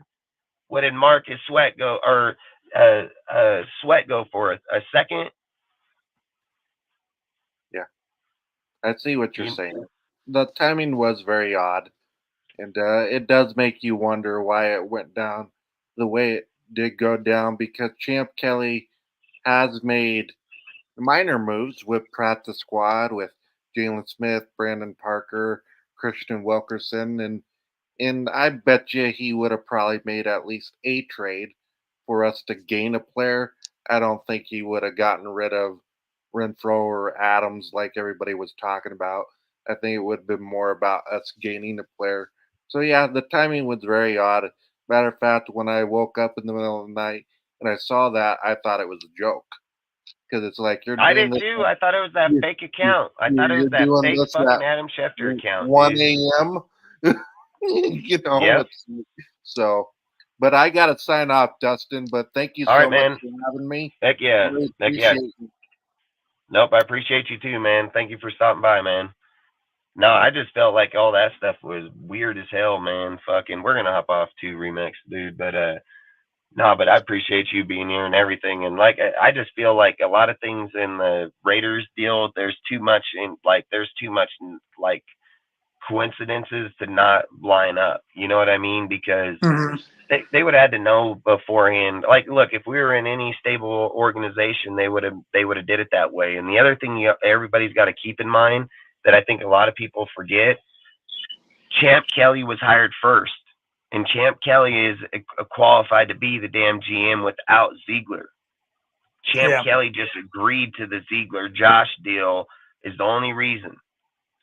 So to imply that Champ wouldn't know how to run the team or not is crazy as hell. He actually had the job first, so that's the whole reason why I keep sitting here thinking that if they wanted him to succeed at the highest level, why in the hell wouldn't they just fired him a week earlier? That's all I would say. You know what I mean? Because Champ was there for every single contract that Ziegler made. Champ was there for every single scouting player that's been drafted. Scout's been in every conversation and at the table for every free agent player we picked up. He's been in every room with Josh and Ziegler talking about moves for the team. So there's nothing that implies that Champ wouldn't know what the hell is going on. And that's all I'm saying is if when certain things like these happen is like, this guy's a great guy. You know what I mean? And did you give him the right tools to succeed, or did you just put him in there to make him fail because that's what the NFL does? Like, that's literally what they do. You know, if you look back at the interim head coaches, there's been like fucking 2 or 5, probably 20 years that's even got the job. You know what I mean? So that's all. And it ain't, I can care either one as long as they can build the team and do it the way they want. If AP got the people and has the resources and they give them the year, I hope that they allow them to break down the team. I hope Mark doesn't be like, hey, you can have the team, but you got to do it with the way I want you to do it. You know, I hope they be like, hey, AP, if you get the team, you want to break it down, get rid of who you need to bring your people, then do it, you know? So I just hope they don't govern them is all I'm saying, you know, because if AP got to the point where he deserved the job, he should deserve full control of that job, you know? So Absolutely. but like I said, outside of it, man, I appreciate you popping up tonight, dude, in a short notice. Dude, I'd really appreciate you come back on the show. You got great insight. Like I say, you got good insight on the deal. I love it. Like I said, dude, appreciate you in the Discord for as long as you've been there for a long time. So, like I said, man, I really appreciate you, man, and appreciate the conversation, the feedback, the debate. Like I've always said, it's never hard feelings to anybody ever on the show. It is always just to bring up conversation and debate our team the best we can, to be informed on the team the best we can, you know. So, but outside of that, if you don't have anything else you want to bring up on the team or outside of the team, we can hop off. Absolutely. First of all, I want to say thank you for having me. It's an honor, honestly. And Oh, hell yeah. just to kind of finish it off, I have 2 small questions for you. The first one is going to be, if you had the power to bring any player from any team currently that is not a quarterback, who would you pick from any team? If you had the chance to just pick them up and be like, hey, I want you in my team and get over here. And the other one is, who do you project us to pick up in the first round of the next draft? Well, like, what's your realistic draft pick? Ooh, that's a good one, because so if I was looking at any player in the NFL right now, I mean, I would 100% target quarterback. But if it can't be quarterback, it's not going to be anybody offensively. I'll tell you that right now, because we have every player offensively. I'd just be 100% honest, dude. It's going to be a cornerback, dude. Like probably easily hands down cornerback. Now the debate would be like, is it a James Bradbury where he's playing some of his best football right now, or is it like, do you go after Jalen Ramsey because of his name? If I'm gonna be honest with you, I'm gonna take Sauce Gardner, 100%. Sauce here now, right now. I would take Sauce Gardner right this minute. If I can pick any player to better our team right now, like, is that what we're saying? Like, to better our team right now, it would have to be him. Yeah, I mean, I would say that. I mean, I've asked so many people that question, and they've all given me the same kind of answer. You know, they choose the big names like Aaron Donald, and I mean, I would love to have Aaron Donald, but the thing is that he's getting up there in age. Like, the question is, how long is he gonna last in the league when you can pick up one of these younger guys that are still, you know, putting a good resume? For me, I would probably say corner or defensive tackle was definitely my choice. If I had to pick one, I would probably say like, and this is like, I mean, this, I don't know if people are gonna agree with me, but this is a guy that I loved in the draft like a couple years back, and he's still playing good to this day. It's AJ Terrell, like from the Falcons. He's still playing some really good football. Yeah. But realistically, I would probably say maybe I would say cornerback as well. And I would probably pick like Patrick Surtain, I would say. Yeah, Sartain's a good one, man. Sartain's a good one. I like Sauce, dude. I think Sauce is fire, man. I mean, I loved when he was in Cincinnati, dude. I think he was a great. I mean, listen. If it ain't Sauce, it would be Patrick for sure. So there's no doubt. Easily. What was the other question? Realistically, who do you see us picking in the draft? Because obviously we're in a position where we're not going to be able to take, you know, Drake May or Caleb Williams, but if Aiden O'Connell does pan out and he's gonna be our future, as a lot of people hope, who do you see us drafting that's not a quarterback? Or if we can get a quarterback, what quarterback would you go with? I mean, I can tell you already, my guys are gonna be like, I either want freaking Drake Mays if he's my number one quarterback. is Drake Mays over Caleb. I'd take Drake in a heartbeat over Caleb. And then if I was going to pick my second, it's going to be Bo Nix easily. And then if I was picking my third, it'd be Daniel from LSU. I like him a lot. So if I'm looking at, those would probably be my three quarterbacks. If Daniels would probably be more realistic. Bo can be 100% realistic. It would just depend on where we're drafting at, and if we would trade back up to get in there, which probably wouldn't be too far. But so those would be my three quarterbacks. If we're not going quarterback, boy, that's a tough one, because I would have to look at corner, man. It's corner or DT. So depending on where we're at in the draft and who's on the board at that time, it's going to be one of those two players. It's going to be a corner or DT by not even, like, I'm going corner or DT all the way if it ain't a quarterback. Gotcha. That's Yeah, because that's where I was going to. There's no other player out there. There's no other player out there. There's no other position out there that's going to better our team without those two positions being better first. Like, those are massive spots. If you can't stop the run up the gut and you can't stop a receiver, what the fuck else are you going to do? You know what I mean? Like, the cornerback job is the hardest job in all of the NFL. And you want to know why? Because the corner has to mirror the best receivers in all football. Yeah. So a corner doesn't just get to go out there and play. You got to fucking mirror the best receivers in all football. They have to cover them, stay on foot, fucking track them. They're a reflection of them. And if you ain't, you're going to be a broken mirror. You're going to get left behind, dude. You're done. Like, so for me, it's 100% got to be a corner. I think that's where we lack our team the most, is a corner. But I think DT is just as bad. I mean, in my opinion, Butler's showing up, but it's still a massive glare there.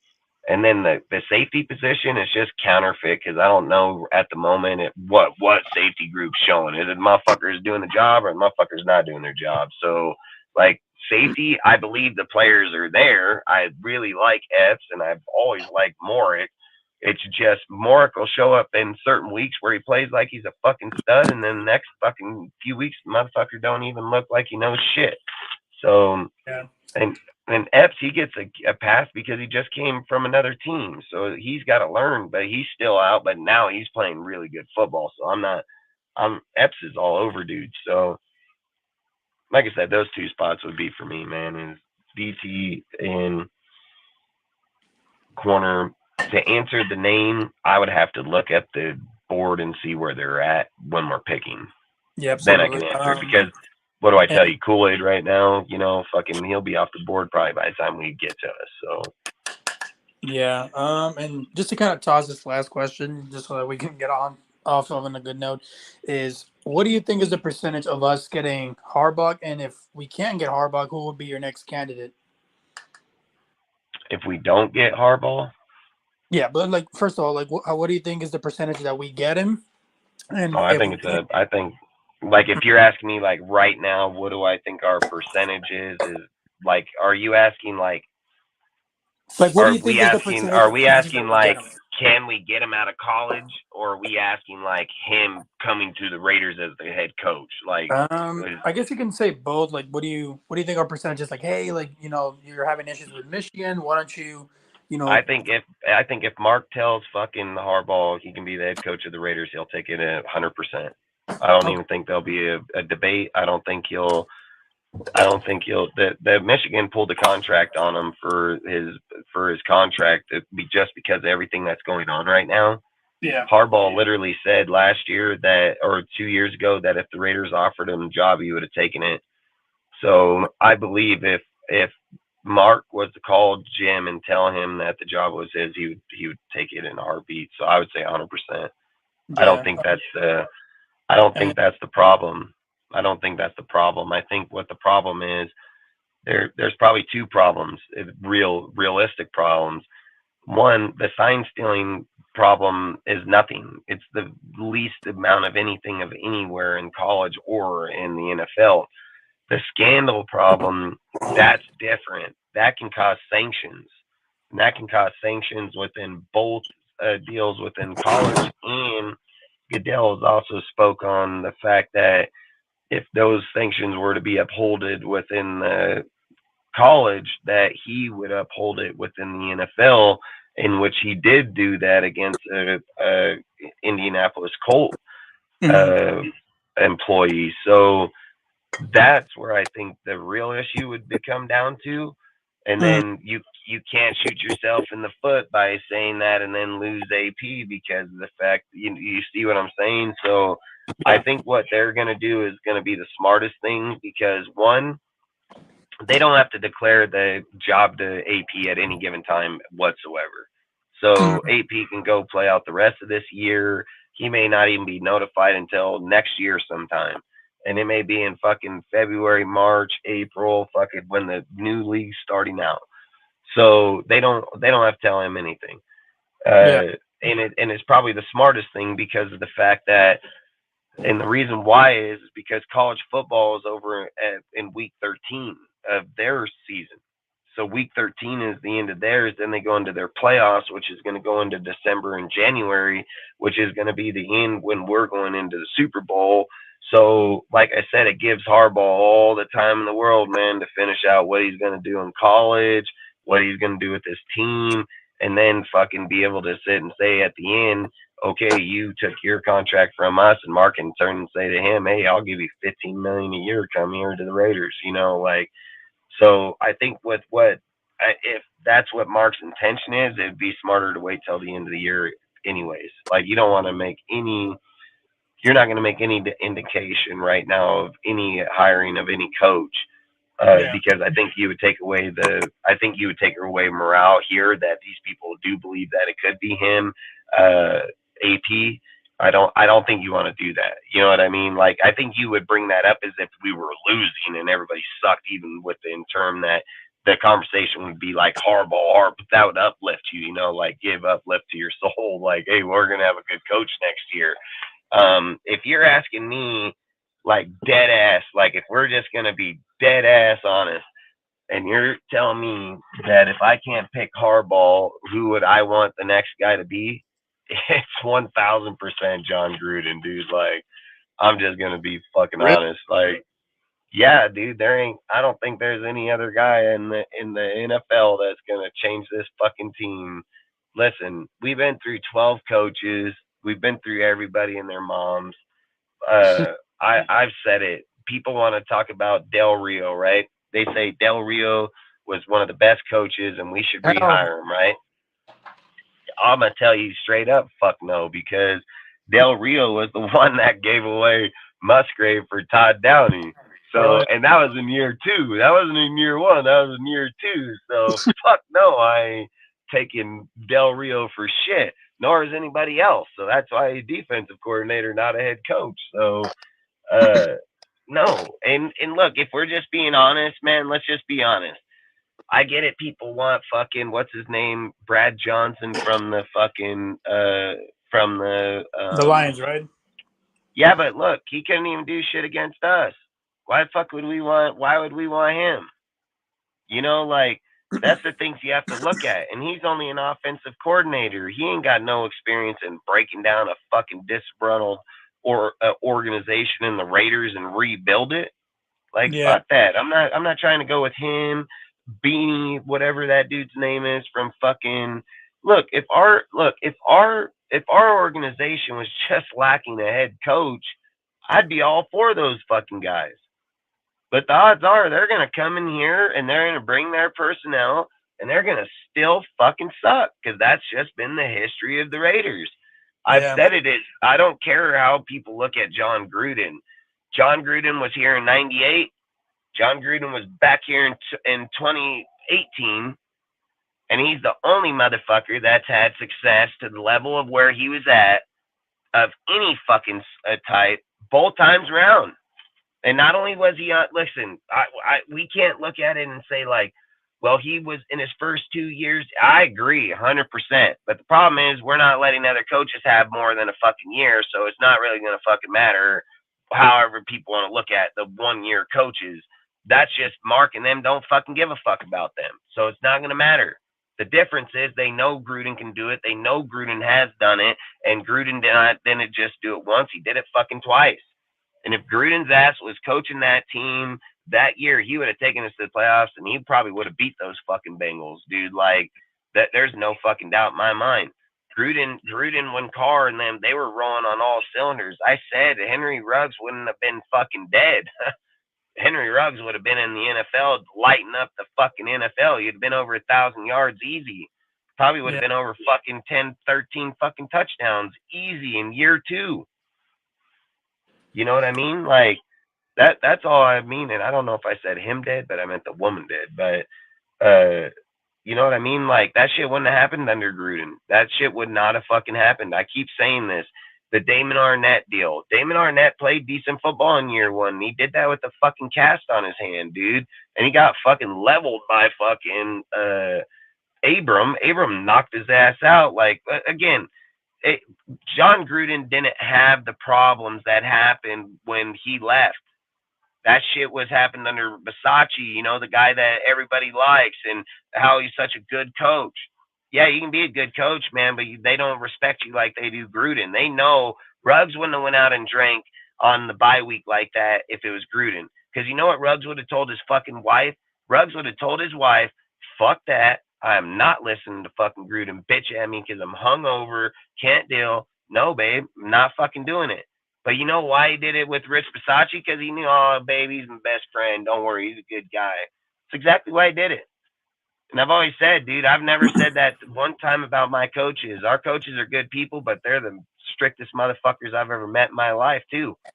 You know what I mean? Like, so to me, if we were just being honest, man, and look, if I'm just going to be 100% honest, I wish John Gruden could buy the Raiders and fucking build it. Like, I'll just be honest. I don't give a fuck how any person looks or says. I can care fucking less. When Gruden was here in 98, he took us in there and damn near beat up the fucking Ravens until fucking Saragusa fell on fucking Gannon and broke his fucking rib. Then the following year, fucking damn near going to go right on to the fucking Super Bowl. In 2002, did go to the fucking Super Bowl, and he went over to Tampa and kicked the shit right out of us. So, like I said, I would just give this dude the chance he deserved, dude. And I've always said there's no guy listen, John Gruden is more Raider than Mark Davis will ever be in his fucking life, ever. And he's the son of Al Davis, dude. Like, John Gruden is Al motherfucking Davis. He is fucking everything of him, dude. Everything like him, man. He knows how to scout. He knows how to develop. He knows how to build. I've always said, dude, like, John should have been Al's son. Man. Like, John should have been Al's son by a mile. And I think that's why. That's a bold statement, man. Hey, I think that's why fucking Al shipped him. I think that's why Al shipped him, because Al knew that fucking Gruden had it in him. Al knew it. He knew it for a fact. And that's why John went to him in just 3 years. He was only there for 3 years and reformed that whole deal. But John knew Al was making picks, and John didn't want that. John wanted to make his picks. He wanted to get his own deal. And that's why when he went to Al and told him he wanted more control within the organization, he wants to be GM and fucking head coach, and he wanted draft responsibility.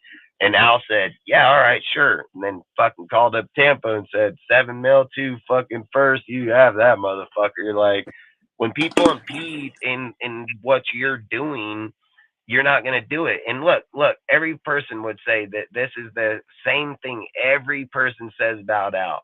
They say, well, if you were to get this guy, Al wouldn't do that. Yeah, but what if I got that guy? Al wouldn't do that either. You're right. You're 100% right. Because Al wouldn't have gave it to fucking nobody while he was alive. So it didn't matter who the fucking guy's name was or who he was or not. He wouldn't have did it. One thing Al did like fucking John Gruden like a motherfucker. He liked him like no tomorrow. And he still liked him even when he was fucking dying. So, like I said, dude, and he even brought in Mark. That was Mark's first dude that he brought back was Gruden. Like, I've said it, man. Like, I've said it out. Gruden is every definition of the fucking Raiders, dude. I mean, go back and watch him in the 2000s. Watch him when he came back the second time.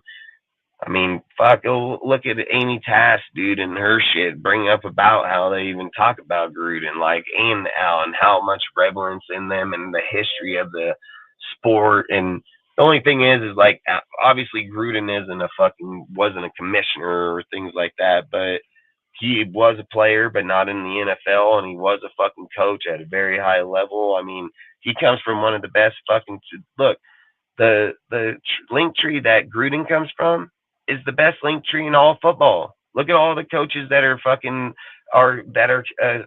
competing at high level. Andy Reid, fucking same link tree as Gruden. Fucking Sean Payton, same one as Gruden. Fucking Kyle Shanahan, same one as Gruden. Fucking listen, one motherfucking Sean Payton was Gruden's QB coach in Philadelphia for one. Then why he was the OC. Then you got fucking Kyle and fucking Sean both fucking worked under John Gruden. So, like I said, their link tree, that link tree of the Holmgren that was with fucking with Green Bay, all those dudes, fucking, that's the last link tree of that too. And they're some of the baddest motherfuckers out there. And they're best damn offense out there. That's what I'm saying. Gruden, dude, I don't care. If it ain't Harbaugh, it'd be Gruden. I just don't think there's coaches in the league these days that are going to take what it's going to take for our organization. You got to break it down. You're going to have to rebuild it. You're going to have to put structure in there and have that behind it. I would just ask every one of these guys, what knowledge do they have of even doing it? And that's why I just think, like, when I keep saying Harbaugh or when I say John, they're the guys that have the experience of doing it, man. And unless we can get Andy Reid over here, but I doubt we're going to get Andy Reid to the Raiders anytime soon. Sean Payton, I don't know if I would have picked him because he's never done it, but obviously he's doing pretty fucking good over here at the Broncos, in my opinion. So I don't know, man. It's tough, dude, because, you know, like when you look for success from a person, right?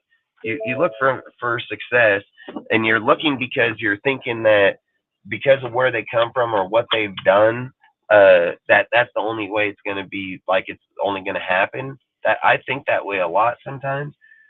And don't get me wrong, man. Ben Johnson or fucking dude from the Redskins or somebody like that, they could come in and get lucky and change it. You know, Wait, everybody from the gets to Redskins? start somewhere. I don't You know think what I've I heard mean? that one before. Say again. The Redskins? I don't think. Wait, who are you talking about? The Redskins? I don't think I've heard. Is The- it Jack Del Rio? No, the OC from the Chiefs is over there. Fucking. I don't. Let me look it up Yeah. really quick. 'Cause I don't His remember. name that Benji or Benamy, fucking Eric Benamy. The old offensive coordinator for the Chiefs, Eric Bieniemy, whatever the hell his name is. Yeah, Eric Bieniemy. Yeah, he's the old OC for them, and fucking. I'm just saying, like, what everybody's candidates are is him, fucking Ken Dorsey, and then fucking Johnson. And I I'm think the just way like, people see it is just more like younger minded, and like they think just because they're performing well for 1 year or a couple of years that they're gonna pan out. Like that's not how it works. I mean, look at Hugh Jackson. He did okay with the Raiders back in 2010, I think, or 2011. I don't remember, where he went 8-8 and they had a really good offense. Then he went Yep. to the Browns, and he's considered the worst head coach in the league. that's facts. That's facts. And Mark and Al fired him at an 8-8 record. You know, and that's the thing is like, that's the thing. If he would have stayed another year, would he have been better? Would we still be in the shithole that we are? Like, it's like, how long are you going to give the guys the chance to be able to become better? You know, like, so for me, I've always felt like the problem's just going to keep re-existing until you give the person the right amount of time. And the only guy you're going to do that for is John Gruden, obviously, because he's the only one that you've done it for. So Yeah. it's like this. It's like this. You tell Josh and them that they get 6 years, right? It shouldn't Mhm. matter if they're losing or not. It shouldn't matter. You gave him a 6-year fucking contract, dude. Like, it should not fucking matter. So that's all I'm trying to say is, unless the guy that got the 6-year contract's named John fucking Gruden, the odds are you're not serving your fucking 6 years, period. And that's why I think it works with Gruden, because he gets the time to put the right building blocks in place, dude, and the time. And is 4 years too long? I'm not going to say yes or no. I don't build NFL teams. You know, would I want it built in the first year? I bet he would too.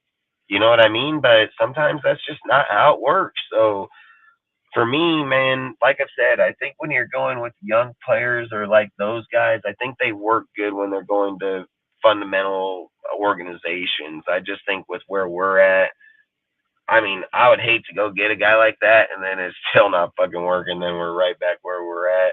I've said Harbaugh, he's done it multiple times. He's the one developing those kids, dude. Like, we're not hoping he's going to have developed skills. He is developing them. So, and he's going to Yeah. bring personnel here to do that job. So that's all, man. And like I say, at the end of the day, I hope it's AP. I hope that the team stays the way it is. I hope that a lot of things, and it's a fairy tale ending, you know, like that's what if anybody wants to hear, you know, fairy tale ending, that's what you would want to hear. But the reality is, we have to look at the reality is that Josh Jacobs is up for contract again right after the end of this year. And then does he want more than 12 million if he shows up in the middle of this year and takes off? Will he settle for 12 million? You see, you're gonna have a lot of problems that are gonna come up. So I don't think just focusing on a coach here, there, not, like I've said, you don't know if having a new coach come in may be the best thing overall.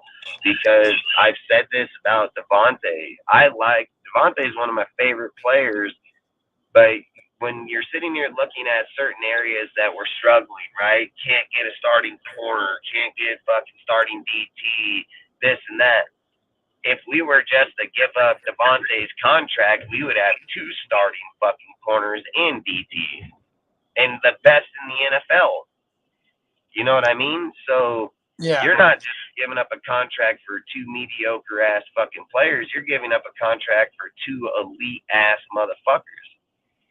Absolutely. So that's all I'm saying. How do you make change or fix things? Like, so for instance, like, you know what they say, the definition of insanity is doing the same thing over and over, expecting a different result, right? Yeah.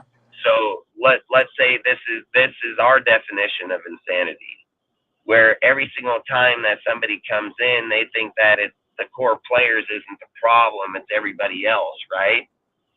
So all you keep doing is the same thing over and over and over, expecting a different result, right? That's literally what the definition of insanity is, and it's literally the definition of what we've been doing with our team. Mm-hmm. Now, you know who wouldn't have that bias or have that look towards them? It'd be a guy like Harbaugh. He has no feeling whatsoever to any player, any fucking person, anything here on this team.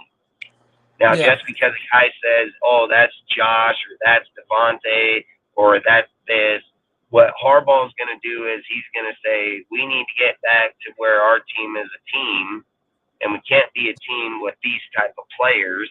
And he's not going to keep them. He's going to drop all those guys. He's going to move them around. He's going to put that money back on the board.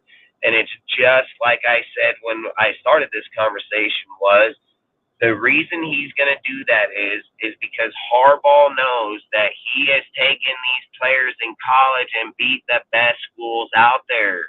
And at the end of the day, those players that come from college are coming to the NFL. It's the same damn players. Like that's the thing where Harbaugh has the advantage that most motherfuckers don't. That player is the same player. It's just where is he going? That's it. And then let's just say for the instance that there's 2. Let's say that Harbaugh is going to play. Okay, let's say Sean Payton, for instance, right? Let's use Sean Payton. He's a division rival. He's going to be drafting players for most definitely. He's going to get high draft picks.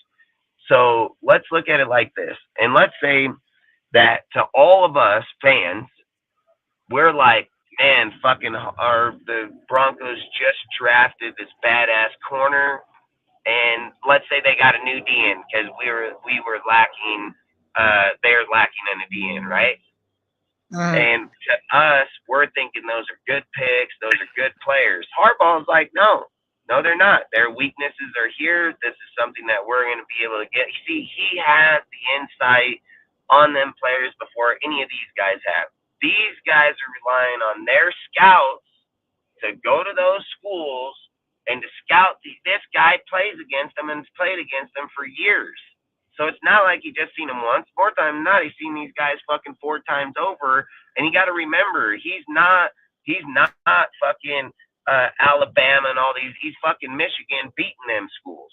You know what I mean? So that's all for me. I look at massively, dude. I mean, he can change around this whole entire team. What if he brings his quarterback from Michigan here and he don't need a fucking Bo Nix or things like that? Do you see what I'm saying? We're sitting here talking about people like Caleb, Drake, fucking Bo Nix, fucking dude from Penix Jr. We're talking all these big names. Who's to say if Harbaugh says I can draft my quarterback out of Michigan and still go beat the shit out of these guys? Because as long as I put these type of people around him, because I know what kind of quarterback this guy is, because I literally taught him and I call the plays. That's my quarterback. Like, that's the things, man. And then that's why I say draft picks may become better, because we're sitting here looking at a quarterback in the first round. He's sitting there saying, hell, I can get my quarterback in the second or third round, and then I can go put us a fucking DT or a corner or linebacker or somebody in the first round that's going to actually uplift our team over there.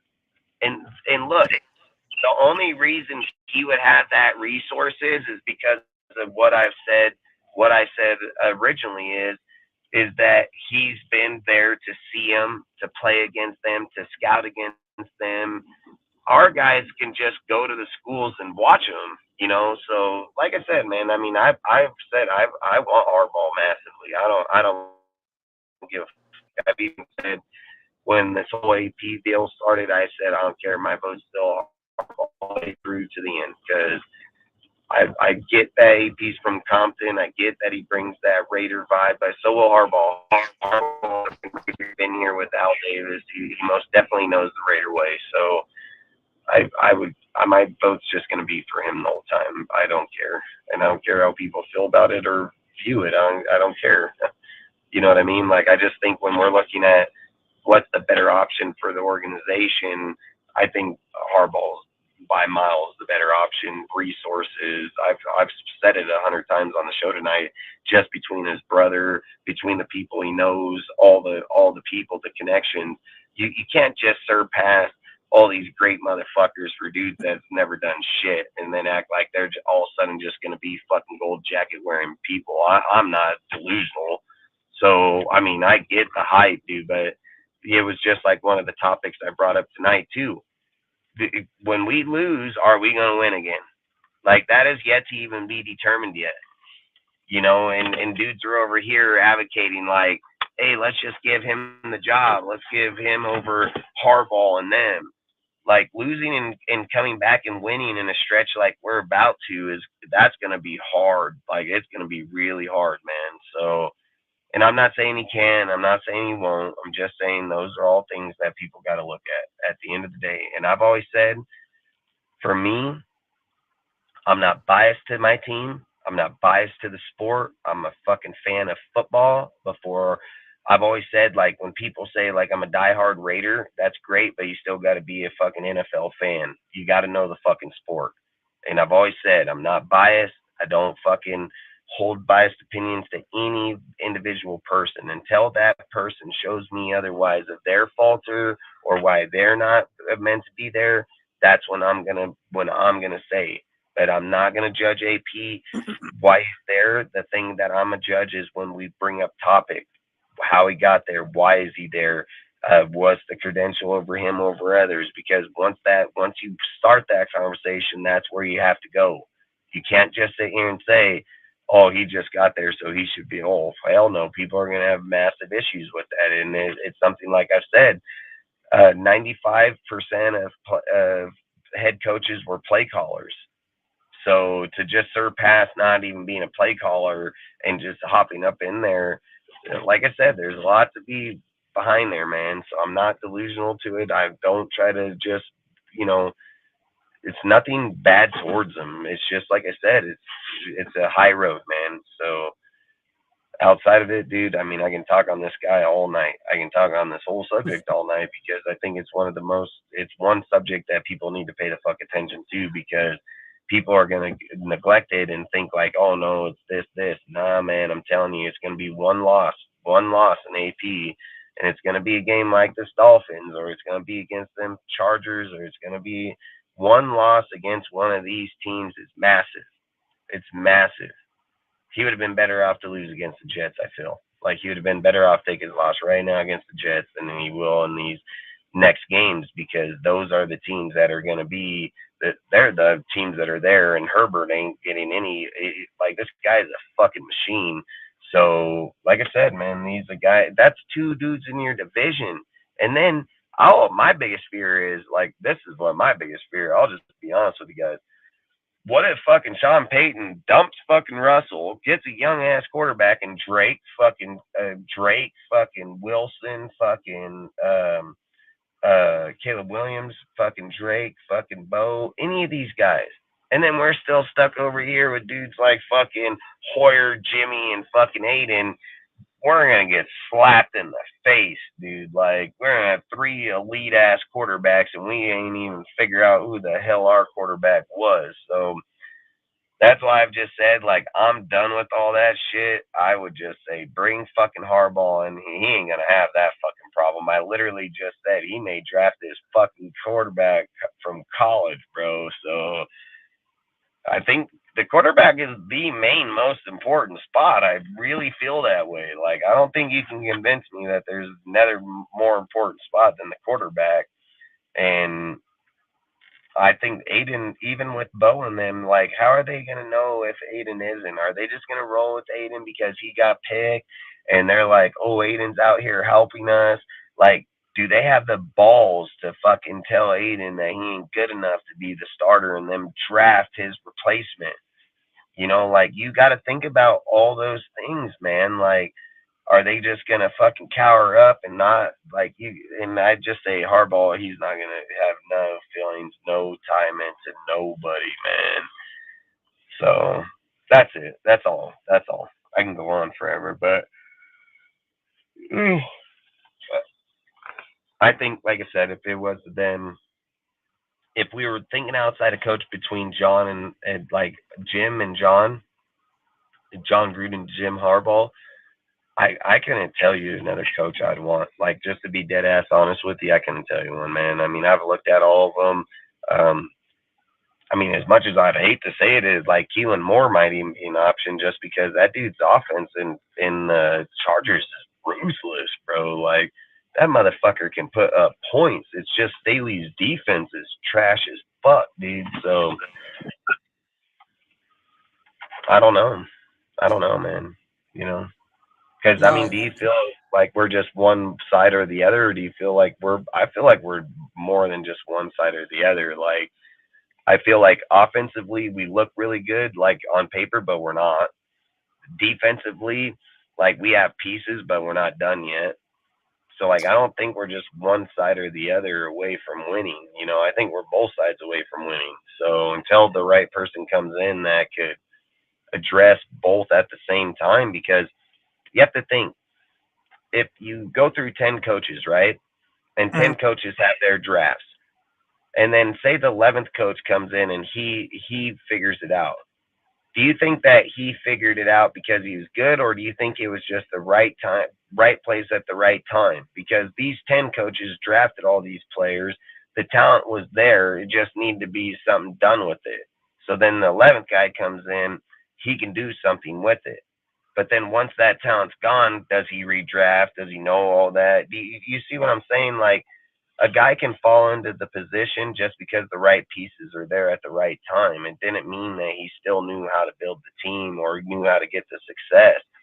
I'm just saying to avoid all of these problems, we need to just break the motherfucker down, build it back the way it should be, and have the guy here for the 10 years that it's going to be. I mean, I think it's Al that keeps bringing up the fact about Green Bay and the Steelers having the same head coach for, 3 in the last 50 years. Like, we need to get to that shit too, because if we're just taking everybody's ideas every 2 years, build it up, break it down, I mean, I don't think that's the right way. I think you got to have a guy come in, spend a year or two, break it down, build it back up, and then 3 and 4 are getting the production back out of it.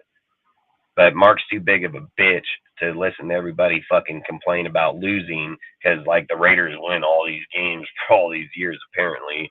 So, Mark, he's just a coward. I hate Mark. I wish the fuck guy would sell the fucking team. But I can't stand him, dude. Like, he's such a heartless bastard. Like, Al wouldn't give a fuck. I would be like, you can fucking cry all you fucking want. Don't be a Raider. Like, he don't care. Like, and that's what you have to do sometimes, not care, because you can't build back. Like I keep saying this to everybody.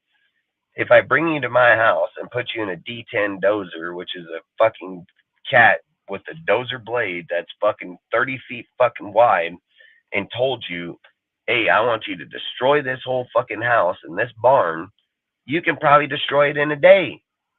But if I ask you to rebuild that house and that barn, you're going to be here for a year.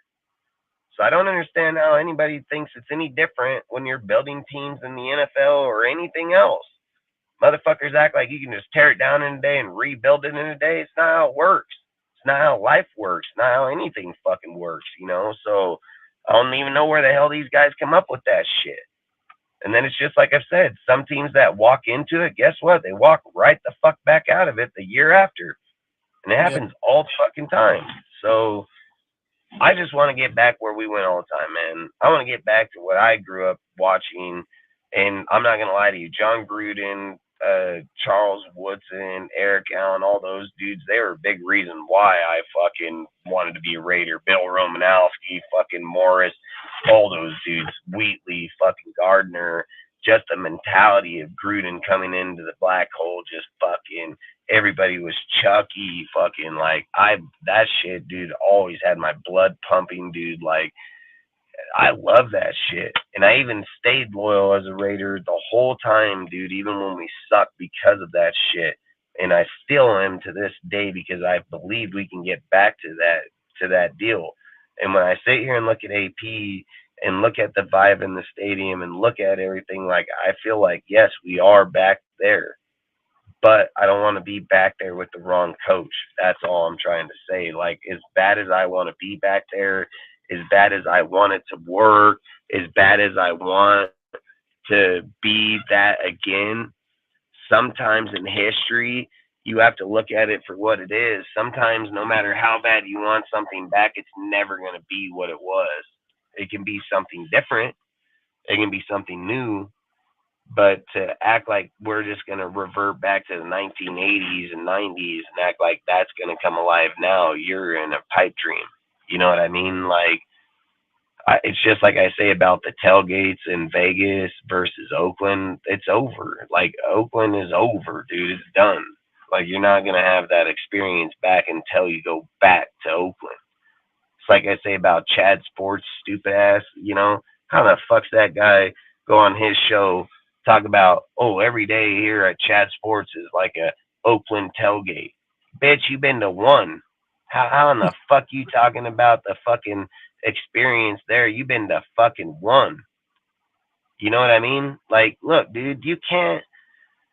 If God wants it done, it's done. If you want a bug to be extinct and some guy's over here trying to save it, if it's not meant to be here, it ain't fucking meant to be here. And guess what? If God wanted to extinct that bug, it's because he probably has another bug to take its place, because that's what evolves. That's how nature evolves. You don't think that fucking teams don't either? Like, I get it, dude. You know, why isn't the fucking Bears running the 85 Bears scheme then? How come the Steelers ain't running the 76 Steel Curtain? Why ain't they doing that shit?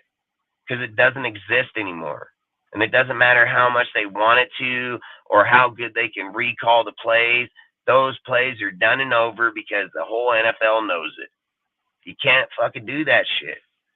And that's why I've always said, if it's so fucking dominant and so what it is, why isn't everybody doing it? It doesn't work like that. And that's all I keep trying to say is like, we can't keep living in the past, man.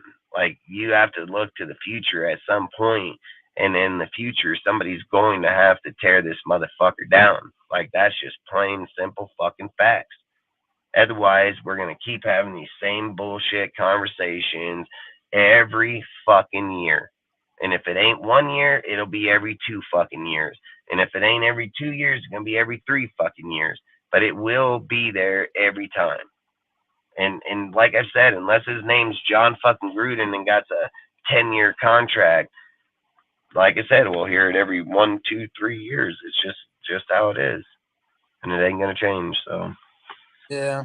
We'll see how it goes, man. We'll see how this season goes. Hell yeah, fuck. We can only look to the next game and see the Dolphin game. And like I said, if you want to come back on, man, I appreciate it. Yeah, like I say, you're more than welcome to come on anytime. I enjoy the fucking conversation we had tonight. I think it was a really good live, man. It got good intel. So like I say, you're always more than welcome to come back on here, and I would encourage you to come back on. But like I say, man, I appreciate you coming on short notice tonight. If you don't have anything else, we can hop off. It's already 11 o'clock, dude. We've been on here for a minute now. So, but dude, I do appreciate it because you do have good intel, man. So like I said, you're always more than welcome. And I'm going to hit you up and going forward and ask you if you want to come on. So you don't want to come on, don't come on. You got a seat, man. So you're more than welcome. Awesome, my man. I appreciate it. But I think I'm good with no questions, my man. Hell yeah, so am I. I got to get up. My woman been sending me questions the whole time. Where the fuck are you? What are you doing? So I most definitely. But outside of that, man, like I said, appreciate you. Appreciate the conversation. It was good live tonight, man. And outside of that, hey, I hope everybody here tonight, man, appreciate everybody in the chat, everybody, all the mods, everybody on the panel tonight that popped up. Really good live tonight. So I appreciate all of you guys, man. We'll be live again Wednesday, 7 p.m. Pacific, 10 p.m. Eastern. Outside of that, I hope you guys have a great night, man, and we'll catch you on the next one, man. All right, later, my man. Hell yeah. Peace out, man. Later.